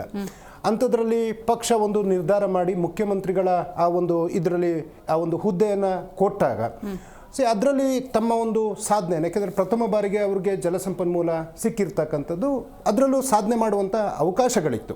ಹಾಗೆ ಸಾವಿನ ಇಲ್ಲದ ಮನೆಯಲ್ಲಿ ಸಾಸಿವೆ ಯಾವ ರೀತಿ ತರೋದಕ್ಕಾಗೋದಿಲ್ವೋ, ಸಮಸ್ಯೆ ಇಲ್ಲದ ಮನೆಗಳು ಯಾವುದೂ ಇಲ್ಲ, ಸಮಸ್ಯೆಗಳಿರ್ತದೆ. ಖಂಡಿತವಾಗ್ಲೂ ನಮ್ಮ ಹೈಕಮಾಂಡ್ ನಾಯಕರು ಮತ್ತು ಪ್ರತಿಯೊಬ್ಬರು ಕೂತು ಅವ್ರ ಜೊತೆ ಅವರ ಮನವೊಲಿಸುವಂತಹ ಕೆಲಸವನ್ನು 100ಕ್ಕೆ 100 ಮಾಡ್ತೀವಿ. ಇವತ್ತು ಕೆಲವರು ನಮ್ಮ ನಾಯಕರುಗಳು ಕೆಲವೊಂದು ಮುನಿಸು ಮತ್ತು ಇನ್ನೊಂದು ಎಲ್ಲ ಟೈಟಲ್ ಕೊಟ್ಟು ನೀವು ಹಾಕ್ತಾ ಇದ್ರಿ ಅವ್ರು ಆಡೋ ಮಾತಿಗೆ ತಕ್ಕಂತೆ. ಆದರೆ ನಾನೊಬ್ಬ ಕಾರ್ಯಕರ್ತ ಆಗಿ ಯೋಚನೆ ಮಾಡೋದು, ನಿಮಗಿಂತ ದೊಡ್ಡ ಹುದ್ದೆ ಅವಕಾಶಗಳೆಲ್ಲ ಸಿಕ್ಕಿದೆ, ಆದರೆ 3 ವರ್ಷ ಆಗಿ ಪಾಪ ಕಾಂಗ್ರೆಸ್ ಪಕ್ಷದ ಕಾರ್ಯಕರ್ತರು, ಐ ಆಮ್ ಆಲ್ವೇಸ್ ಕಾರ್ಯಕರ್ತ ಧ್ವನಿ, ಒಂದು ಬೋರ್ಡಲ್ಲಿ ಅವರಿಗೆ ಅವಕಾಶಗಳು ಸಿಕ್ಕಿಲ್ಲ. ನಾವು ನಮ್ಮ ನಾಯಕರು ಯೋಚನೆ ಮಾಡಬೇಕಾಗಿರೋದು, ಎಸ್ ನಮಗೆ ಜೈಕಾರ ಹಾಕಿದ್ದಾರೆ, ಧಿಕ್ಕಾರ ಕೂಗಿದ್ದಾರೆ, ಲಾಠಿ ರೇಟ್ ತಿಂದಿದ್ದಾರೆ, ಜೈಲಿಗೆ ಹೋಗಿದ್ದಾರೆ, ಕೇಸ್ ಹಾಕಿಸ್ಕೊಂಡಿದ್ದಾರೆ ಎಲ್ಲ. ನಾವು ಒಂದ್ಸರಿ ನಮ್ಮ ಕಾರ್ಯಕರ್ತರು ನಮ್ಮನ್ನು ಈ ಮಟ್ಟಕ್ಕೆ ತಂದವ್ರ ಬಗ್ಗೆ ನಾವು ಯೋಚನೆ ಮಾಡಬೇಕಲ್ಲ ಅಂತ ನಮ್ಮ ನಾಯಕರುಗಳು ಯೋಚನೆ ಮಾಡುವಂಥ ಸನ್ನಿವೇಶ ಇದು ಅಂತ ನನ್ನ ಒಂದು ಒಪಿನಿಯನ್ ಹೇಳಲಿಕ್ಕೆ ಬಯಸ್ತೀನಿ. ಆದರೂ ಇವತ್ತಿನ ಏನು ಘಟನಾವಳಿಗಳಾಗಿದೆ, ಖಂಡಿತವಾಗ್ಲೂ ಒಂದು ಪಕ್ಷಕ್ಕೆ ಅವರು ಏನೋ ಮಾಧ್ಯಮದ ಮುಂದೆ ಹೇಳಿರೋದು ಖಂಡಿತವಾಗ್ಲೂ ಅದನ್ನ ಅಲ್ಲೆಗಳಿಗೆ ಹೋಗೋದಿಲ್ಲ, ಒಂದು ಮುಜುಗರದ ಈ ಸಿಚುವೇಶನ್ ಹೆಂಗೆ ನಿಭಾಯಿಸ್ತಾರೆ ಡಿ ಕೆ ಶಿವಕುಮಾರ್ ಅವರು ಅಂತ? ಯಾಕಂದರೆ ಅವಧಿ ಬಹಳ ಕಡಿಮೆ ಇದೆ. 2 ವರ್ಷಗಳಲ್ಲಿ ಅವರನ್ನೂ ಪ್ರೂವ್ ಮಾಡ್ಕೋಬೇಕು. 28ಕ್ಕೆ ಅವರೇ ಅಂತ ಹೇಳ್ಕೊಂಡಿರೋದ್ರಿಂದಾಗಿ ಒಳ್ಳೆ ಆಡಳಿತ ಕೊಟ್ಟರೆ ಜನ ಆಯ್ಕೆ ಮಾಡ್ತಾರೆ. ಇದರ ನಡುವೆ ನಾವು 6 ತಿಂಗಳನ್ನು ಬಿಟ್ಬಿಡ್ಬೇಕಾಗತ್ತೆ. ಈಗ 10-11 ಖಾತೆಗೆ ಈ ಜಟಾಪುಟಿ ಆದರೆ ಇನ್ನೂ 20 ಪೋಸ್ಟ್ ಇದ್ದಾವೆ, ಅದಕ್ಕೆ 3 ತಿಂಗಳು ತಗೊಂಡ್ರೆ ಕತೆ ಏನು? ಇಲ್ಲ, ಸರ್ವೇ ಸಾಮಾನ್ಯವಾಗಿ ಒಂದು ಹುದ್ದೆ ಅಂದಾಗ ಅದ್ರ ಮೇಲೆ ಆಸೆ ಆಕಾಂಕ್ಷೆಗಳು. ರಾಮಲಿಂಗಾರೆಡ್ಡಿ ಸಾಹೇಬ್ರು ಅವರು ಬೆಂಗಳೂರು ನಗರಾಭಿವೃದ್ಧಿ ಅಂತಂದರೆ ಅವರು ಮೂಲತಃ ಬೆಂಗಳೂರಿನಲ್ಲಿ ಹುಟ್ಟಿ ಬೆಳೆದು ರಾಜಕೀಯವನ್ನು ಸತತವಾಗಿ ಒಂದು 45-50 ವರ್ಷದ ಹಿನ್ನೆಲೆ ಇಟ್ಕೊಂಡಿರೋರು. ಅವರಿಗೊಂದು ಕನಸಿತ್ತೇನೋ ಅಥವಾ ಆಡಿರ್ಲೂಬೋದು, ನಿಮಗೆ ಆ ಒಂದು ಪೋರ್ಟ್ಫೋಲಿಯೋ ಕೊಡ್ತೀವಿ ಅನ್ನೋವಂಥ ಮಾತನ್ನು ಹೇಳಿರ್ಬೋದು. ಆಸೆ ಬಯಸುವಂಥದ್ದು ತಪ್ಪೇನೂ ಅಲ್ಲ. ಯಾಕೆಂದರೆ ಅವ್ರಿಗೀಗ GB ಎಲೆಕ್ಷನ್ ಬರ್ತಾ ಇದೆ, ನನ್ನೊಂದು ನೇತೃತ್ವದಲ್ಲಿ GB ಎಲೆಕ್ಷನ್ನ ಗೆಲ್ಲಿಸಬೇಕು ಅನ್ನುವಂಥ ಮಹತ್ವವಾದಂಥ ಆಸೆಗಳು ಇರ್ಬೋದೇನೋ. ಆಸೆ ಪಡೋದ್ರಲ್ಲಿ ತಪ್ಪಿಲ್ಲ. ಆದರೆ ಪಕ್ಷದ ಏನು ಚೌಕಟ್ಟಿನಲ್ಲಿ ಅವರು, ಯಾಕೆಂದರೆ ಅವರು ಮೊದಲೇ ಹೇಳಿದೆ, ಅವ್ರ ರಾಜಕೀಯದಷ್ಟು ಅನುಭವದಷ್ಟು ನಾನು ವಯಸ್ಸೇ ಆಗಿಲ್ಲ ಅಂತೇಳಿ. ಸೊ ನಾವೇನು ಹೇಳುವಂಥದ್ದಲ್ಲ. ಡೆಫಿನೆಟ್ಲಿ ಅವರು ಸಹ, ಯಾಕೆಂದರೆ ಕೋಪ ಮನುಷ್ಯನಿಗೆ ಬಂದಾಗ ಸಹಜವಾಗಿ ಒಂದು ಪ್ರತಿಕ್ರಿಯೆಗಳು ಬರುವಂಥದ್ದು ಸಹಜ. ಅವರ ಹುದ್ದೆಗೆ ರಾಜೀನಾಮೆ ಕೊಟ್ಟಿದ್ದೀನಿ, ಆದರೆ ಕಾಂಗ್ರೆಸ್ ಪಕ್ಷಕ್ಕೆ ನಾನು ರಾಜೀನಾಮೆ ಕೊಟ್ಟಿಲ್ಲ. ಯಾಕೆಂದರೆ ಅವರು ಕಾಂಗ್ರೆಸ್ ಪಕ್ಷದ ಕಟ್ಟಾಳು, ನಿಷ್ಠಾವಂತ ಕಾಂಗ್ರೆಸ್ ಪಕ್ಷದ ಸಿಪಾಯಿ ರಾಮಲಿಂಗಾರೆಡ್ಡಿ ಸಾಹೇಬರು. ಖಂಡಿತವಾಗ್ಲೂ ಮಾನ್ಯ ಮುಖ್ಯಮಂತ್ರಿಗಳಾದಂಥ ಶ್ರೀ ಡಿ ಕೆ ಶಿವಕುಮಾರ್ ಸಾಹೇಬರು ಅದನ್ನೆಲ್ಲ ನಿಭಾಯಿಸಿ ಖಂಡಿತವಾಗ್ಲೂ we will give a good governance. Right. ಇದೀಗ ನಮ್ಮ ಕಾರ್ಯಕ್ರಮದಲ್ಲಿ ಬಿಜೆಪಿ ವಕ್ತಾರಾಗಿರುವಂತಹ ಪ್ರಮೋದ್ ಕಾರ್ಕುನ್ ಝೂಮ್ನಿಂದ ಕನೆಕ್ಟ್ ಆಗಿದ್ದಾರೆ. ನಮಸ್ಕಾರ ಪ್ರಮೋದ್ ಅವರೇ. ಮೇಡಮ್ ನಮಸ್ಕಾರ, ಆರಾಮಿದ್ದೀರಿ? ಆರಾಮ್. ಓಕೆ, ಹಾಗೆ ಸಂಪರ್ಕದಲ್ಲಿರಿ, ಮಾತಾಡ್ತೀನಿ ನಿಮ್ಮ ಜೊತೆ. ಪುಟ್ಟಣ್ಣವರೇ, ನೀವು ಹೇಳಬೇಕು, ಚುನಾವಣೆಯಾಗಿ ಬಿಡ್ ಮ್ಯಾಂಡೇಟ್ ಅಂತ ತಗೊಂಡ್ಬಿಟ್ಟು ಸರ್ಕಾರ ರಚನೆ ಮಾಡೋದು, ಸಂಪುಟ ರಚನೆ ಅಂದ್ಕೊಂಡ್ಬಿಟ್ಟಿದ್ದಾರಾ ಇವರೆಲ್ಲ? ಮೇಡಮ್, ಏನಾಗಿದೆ ನೋಡಿ, ನನಗೆ ತುಂಬ ಬೇಸರ ಆಯಿತು. ಯಾಕೆ ಬೇಸರ ಆಯಿತು ಅಂತಂದರೆ, ಡಿ ಕೆ ಶಿವಕುಮಾರ್ ಅವರು ಇಡೀ ಇವತ್ತೇನು ಕರ್ನಾಟಕದಲ್ಲಿ ಕಾಂಗ್ರೆಸ್ 133 ಸೀಟ್ ಇದೆಯೋ ಅದು ಮುಖ್ಯ ಕಾರಣಕರ್ತರು ಅಂತ ಹೇಳೋದ್ರಲ್ಲಿ ತಪ್ಪಿಲ್ಲ ಅಂತ ನಾನು ಹೇಳ್ತೀನಿ. ಆದರೆ ಇವ್ರ ಅಗ್ರಿಮೆಂಟ್ ಇದೆಯಲ್ಲ, 2.5 ವರ್ಷ ಬಿಟ್ಕೊಡ್ಬೇಕಿತ್ತು ಸಿದ್ದರಾಮಯ್ಯನವರು. ಬಟ್ ಸಿದ್ದರಾಮಯ್ಯನವರು ಬಿಟ್ಕೊಡದೆ ಇವ್ರನ್ನ ಸತಾಯಿಸಿ ಹಿಂದೆಯಿಂದ ಚಾಕು ಹಾಕೋ ಕೆಲಸ ಮಾಡ್ತಾಯಿದ್ದಾರೆ ಅಂತ ನಾನು ಹೇಳೋದಕ್ಕೆ ಇಷ್ಟಪಡ್ತೀನಿ. ಯಾಕೆಂತಂದರೆ ನೋಡಿ, ಸಿದ್ದರಾಮಯ್ಯನವರು ಸಾಮಾನ್ಯವಾಗಿ ಬಿಟ್ಕೊಡಲ್ಲ. ತುಂಬ ಒತ್ತಡದ ಮೇಲೆ ಅವರು ರಾಜೀನಾಮೆ ಕೊಟ್ಟು ಡಿ ಕೆ ಶಿವಕುಮಾರ್ ಅವ್ರನ್ನ CM ಮಾಡಿದ್ದಾರೆ. ಅಲ್ಲ, ಈಗ ಪುಟ್ಟಣ್ಣವರೇ, ಅವರು ಸುದ್ದಿಗೋಷ್ಠಿ ಕರೆದು ಸಿದ್ದರಾಮಯ್ಯನವರು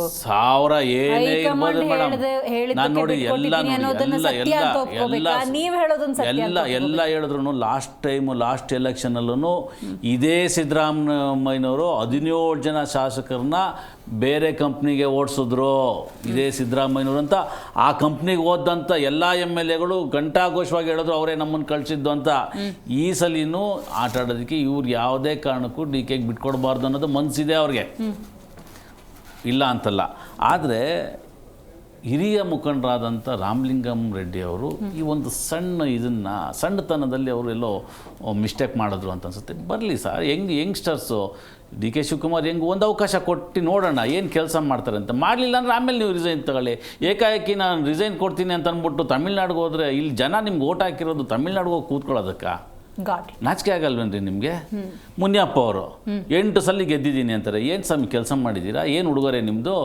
ಕಳೆದ ನೀವು ಈ ಆಹಾರ ಇದು ತೊಗೊಂಡಾಗ್ಲಿಂದನೂ BPL ಕಾರ್ಡ್ನ ಇವತ್ತವರೆಗೂ ಜನಗಳಿಗೆ ಕೊಟ್ಟಿಲ್ಲ. ನಾಚಿಕೆ ಆಗಲ್ವಾ ನಿಮಗೆ? ಇದಕ್ಕಿಂತ ಇನ್ನೇನು ಬೇಕು? ಏನು ಕೆಲಸ ಮಾಡಿದ್ದೀರಾ ನೀವು? ಫೇಲ್ಯೂರ್ ಮುನಿಯಪ್ಪನವರು, ಫೇಲ್ಯೂರ್ ರಾಮಲಿಂಗಂ ರೆಡ್ಡಿ ಅಂತ ನಾನು ಹೇಳೋದಕ್ಕೆ ಸರಿಯಲ್ಲ ಮೇಡಮ್. ಕೊಡ್ಬೇಕು. ಏನು ಕೆಲಸ ಮಾಡಿದ್ದೀರಾ ಇವತ್ತು BMTC ಅವ್ರು ತೊಗೊಂಡಿದ್ದಾರಲ್ಲ ಸಾರಿಗೆ ಸಚಿವ, ಏನು ಒಳ್ಳೇದು ಮಾಡಿದ್ದಾರೆ ಮೇಡಮ್? ರಾಮಲಿಂಗಂ ರೆಡ್ಡಿ ಏನು ಒಳ್ಳೇದು ಕೆಲಸ ಮಾಡಿದ್ದಾರೆ? ಜನಗಳ ಮೇಲೆ ಬರೆ ಆಗ್ತಾನೆ ಇದ್ದಾರೆ, ಪ್ರೈಸ್ ಏರಿಸ್ಕೊಂಡೇ ಹೋಗ್ತಾ ಇದ್ದಾರೆ ಅಲ್ವಾ? ಮುನಿಯಪ್ಪ ಅವ್ರು ಏನಾದ್ರು BPL ಕಾರ್ಡ್ ಕೊಟ್ರೆ ಇನ್ನೆಲ್ಲಿ 2,000 ಕೊಡಬೇಕಾಗತ್ತ ಅಂದ್ಬಿಟ್ಟು ಪಾಪ ಎಷ್ಟೋ ಜನ ಒದ್ದಾಡ್ತಾ ಇದ್ದಾರೆ ಮೇಡಮ್. ನಮ್ಮ ಆಫೀಸ್ ಹತ್ರ ಬರ್ತಾರೆ, ಸರ್ BPL ಕಾರ್ಡ್ ಮಾಡಿಸ್ಕೊಡಿ, APL ಮಾಡಿಸ್ಕೊಡಿ ಸರ್ ಅಂತ. ಎರಡೂ ಮಾಡ್ತಾ ಇಲ್ಲ ಮೇಡಮ್. ಇದು ಯಾವುದು ಇವರು ಹೋಗ್ಬಿಟ್ಟು ರಿಸೈನ್ ಮಾಡಿ ಹಂಗಿತ್ತು ಅಂತಂದರೆ ಸಂಪೂರ್ಣವಾಗಿ ನಿಮಗೆ ಅಸಮಾಧಾನ ಇದ್ದರೆ ರಿಸೈನ್ ಮಾಡಿ MLA ಇದಕ್ಕೇನೆ ರಿಸೈನ್ ಮಾಡಿಬಿಟ್ಟು ಹೋಗಿ ಆಮೇಲೆ ನೋಡೋಣ. ಬೇಕಾರೆ ಜನ ನೀವು ಮತ್ತೆ ಆಶೀರ್ವಾದ ಮಾಡ್ತಾರೆ ಇಲ್ಲೋ ನೋಡೋಣ. ಜನಗಳ ಪರವಾಗಿ ನೀವು ಇಲ್ಲ ಹಂಗಾದ್ರೆ ಜನಗಳ ಪರ ನಿಮ್ಮ ಜನ ನಿಮ್ಗೆ ಓಟ್ ಹಾಕಿದ್ದು ಹಿಂಗೆ ರಿಸೈನ್ ಮಾಡಿಕೊಂಡು ಆ ಕಡೆ ಈ ಕಡೆ ಆರೋದಕ್ಕೋಸ್ಕರನ ನಾಚಿಕೆ ಆಗಲ್ವ ನಿಮಗೆ? ನಾವು ಇದನ್ನು ಕೇಳೋದಕ್ಕೆ ಇಷ್ಟಪಡ್ತೀವಿ ಮೇಡಮ್. ಗಾಟ್ ಇಟ್ ಅಲ್ವಾ? ರೈಟ್. ಪ್ರಮೋದ್ ಅವರೇ, ನೀವು ಹೇಳಬೇಕು. ವಿಜೇಂದ್ರ ಅವರು ಒಂದೆರಡು ಹೆಜ್ಜೆ ಮುಂದೆ ಹೋಗ್ಬಿಟ್ಟಿದ್ದಾರೆ, ಎಲೆಕ್ಷನಿಗೆ ನಾವು ಸಿದ್ಧ ಅಂತ. ಸ್ವಲ್ಪ ನೀವು ಓವರ್ ಕಾನ್ಫಿಡೆನ್ಸಲ್ಲಿ ಇರ್ತೀರಾ ಅಂತ. ಯಾಕಂದ್ರೆ ಕಳೆದ ಸತಿ ಕೂಡ 2023 ಚುನಾವಣೆಯಲ್ಲಿ ಬಹಳ ಕಾನ್ಫಿಡೆನ್ಸಲ್ಲಿದ್ರಿ, ಮುಗ್ಗರಿಸ್ಬಿಟ್ರಿ. 5 ವರ್ಷ ಸಿದ್ದರಾಮಯ್ಯನವರೇ ಮುಖ್ಯಮಂತ್ರಿಯಾಗಿ ಮುಂದುವರಿತಾರೆ ಅಂತ ಒಂದಷ್ಟು ಬಣ ಹೇಳಿದಾಗ, ಇನ್ನೊಂದಷ್ಟು ಜನ DK ಶಿವಕುಮಾರ್ ಅವರು ಅವರ ಆಸೆ ಇಂಗಿತವನ್ನು ವ್ಯಕ್ತಪಡಿಸಿದಾಗ ಈ ಸರ್ಕಾರ ಪತನ ಆಗುತ್ತೆ, ಈ ಸರ್ಕಾರ ಪತನ ಆಗುತ್ತೆ ಅಂತ ಹೇಳ್ಕೊ ಬಂದಾಗಲೆಲ್ಲ ಅವರೆಲ್ಲ ಜೊತೆಯಾಗಿದ್ದಾರೆ.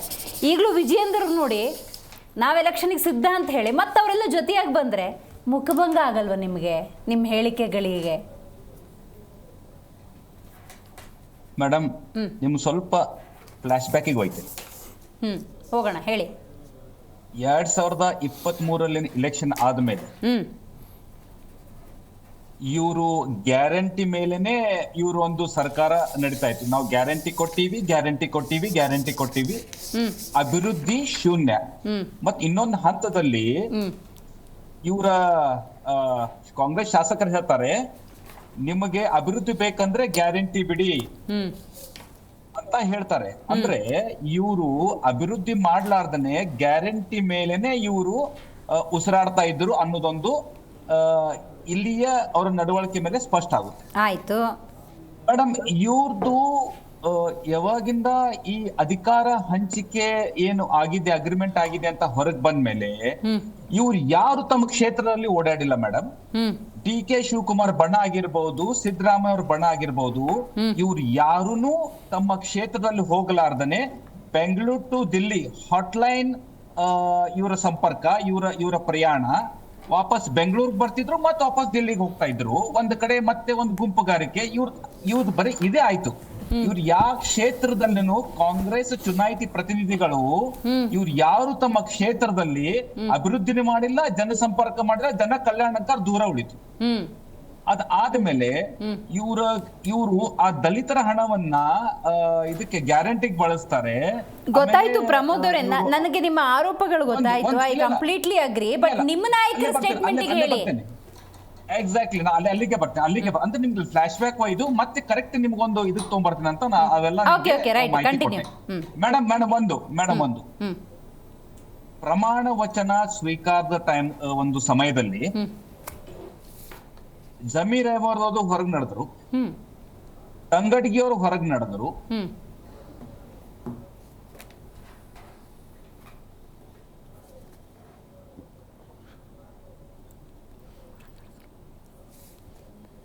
ರೈಟ್. ಪ್ರಮೋದ್ ಅವರೇ, ನಿಮ್ದು ಆಡಿಯೋ ನನಗೆ ಕ್ಲಾರಿಟಿ ಸಿಗ್ತಾ ಇಲ್ಲ, ಮತ್ತೊಮ್ಮೆ ನಿಮ್ಮನ್ನು ನಾನು ಸಂಪರ್ಕ ಮಾಡ್ತೀನಿ.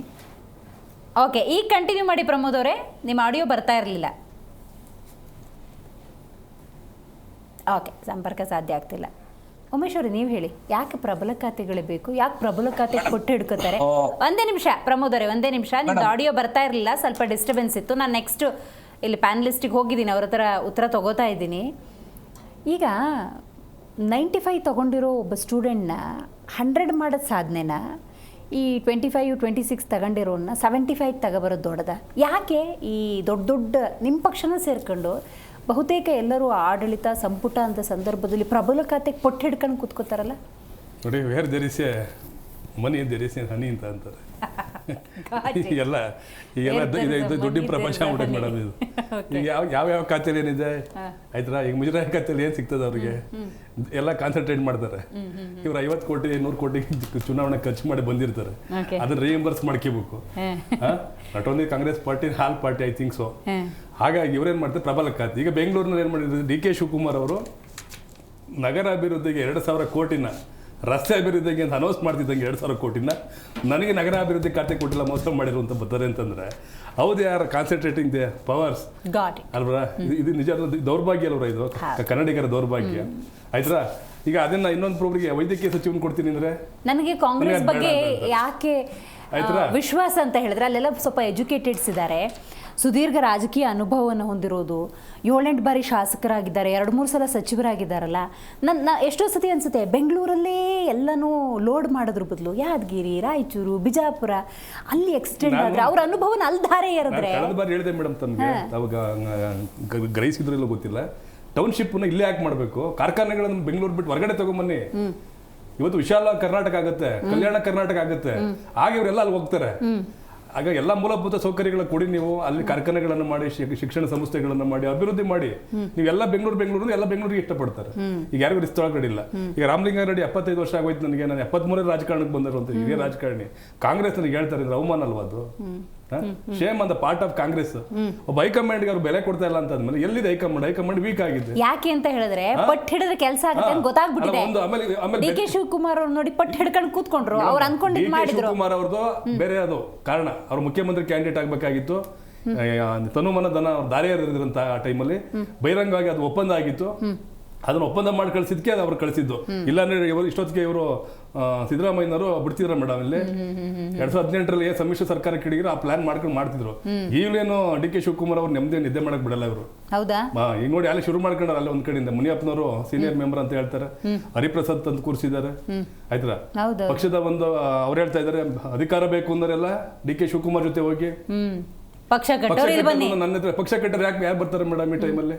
ಈಗ ಅಧಿಕಾರದಲ್ಲಿರೋಂಥ ಸಂದರ್ಭದಲ್ಲಿ ಈಗ ನಮ್ಮ ವಕ್ತಾರರು ಬಹಳ ಶ್ರಮ ಆಗ್ತಾ ಇದ್ದಾರೆ. ದರ್ಶನ್ ರವರು ಬಹುಶಃ ಅವರಷ್ಟು ಹಾಕಿರೋ ಶ್ರಮ ಯಾರು ಇಲ್ಲ ವಕ್ತಾರರ ಪೈಕಿ. ಅವ್ರೊಂದು ಹುದ್ದೆ ಕೊಡ್ಬೇಕಲ್ವಾ? ಅವ್ರನ್ನ ಬರೀ ಪಕ್ಷ ಕಟ್ಕೊಂಡೆ ಕೂತ್ಕೊಳ್ಳಿ ಅಂತಂದ್ರೆ ಅಂದ್ರೆ it applies to all the parties.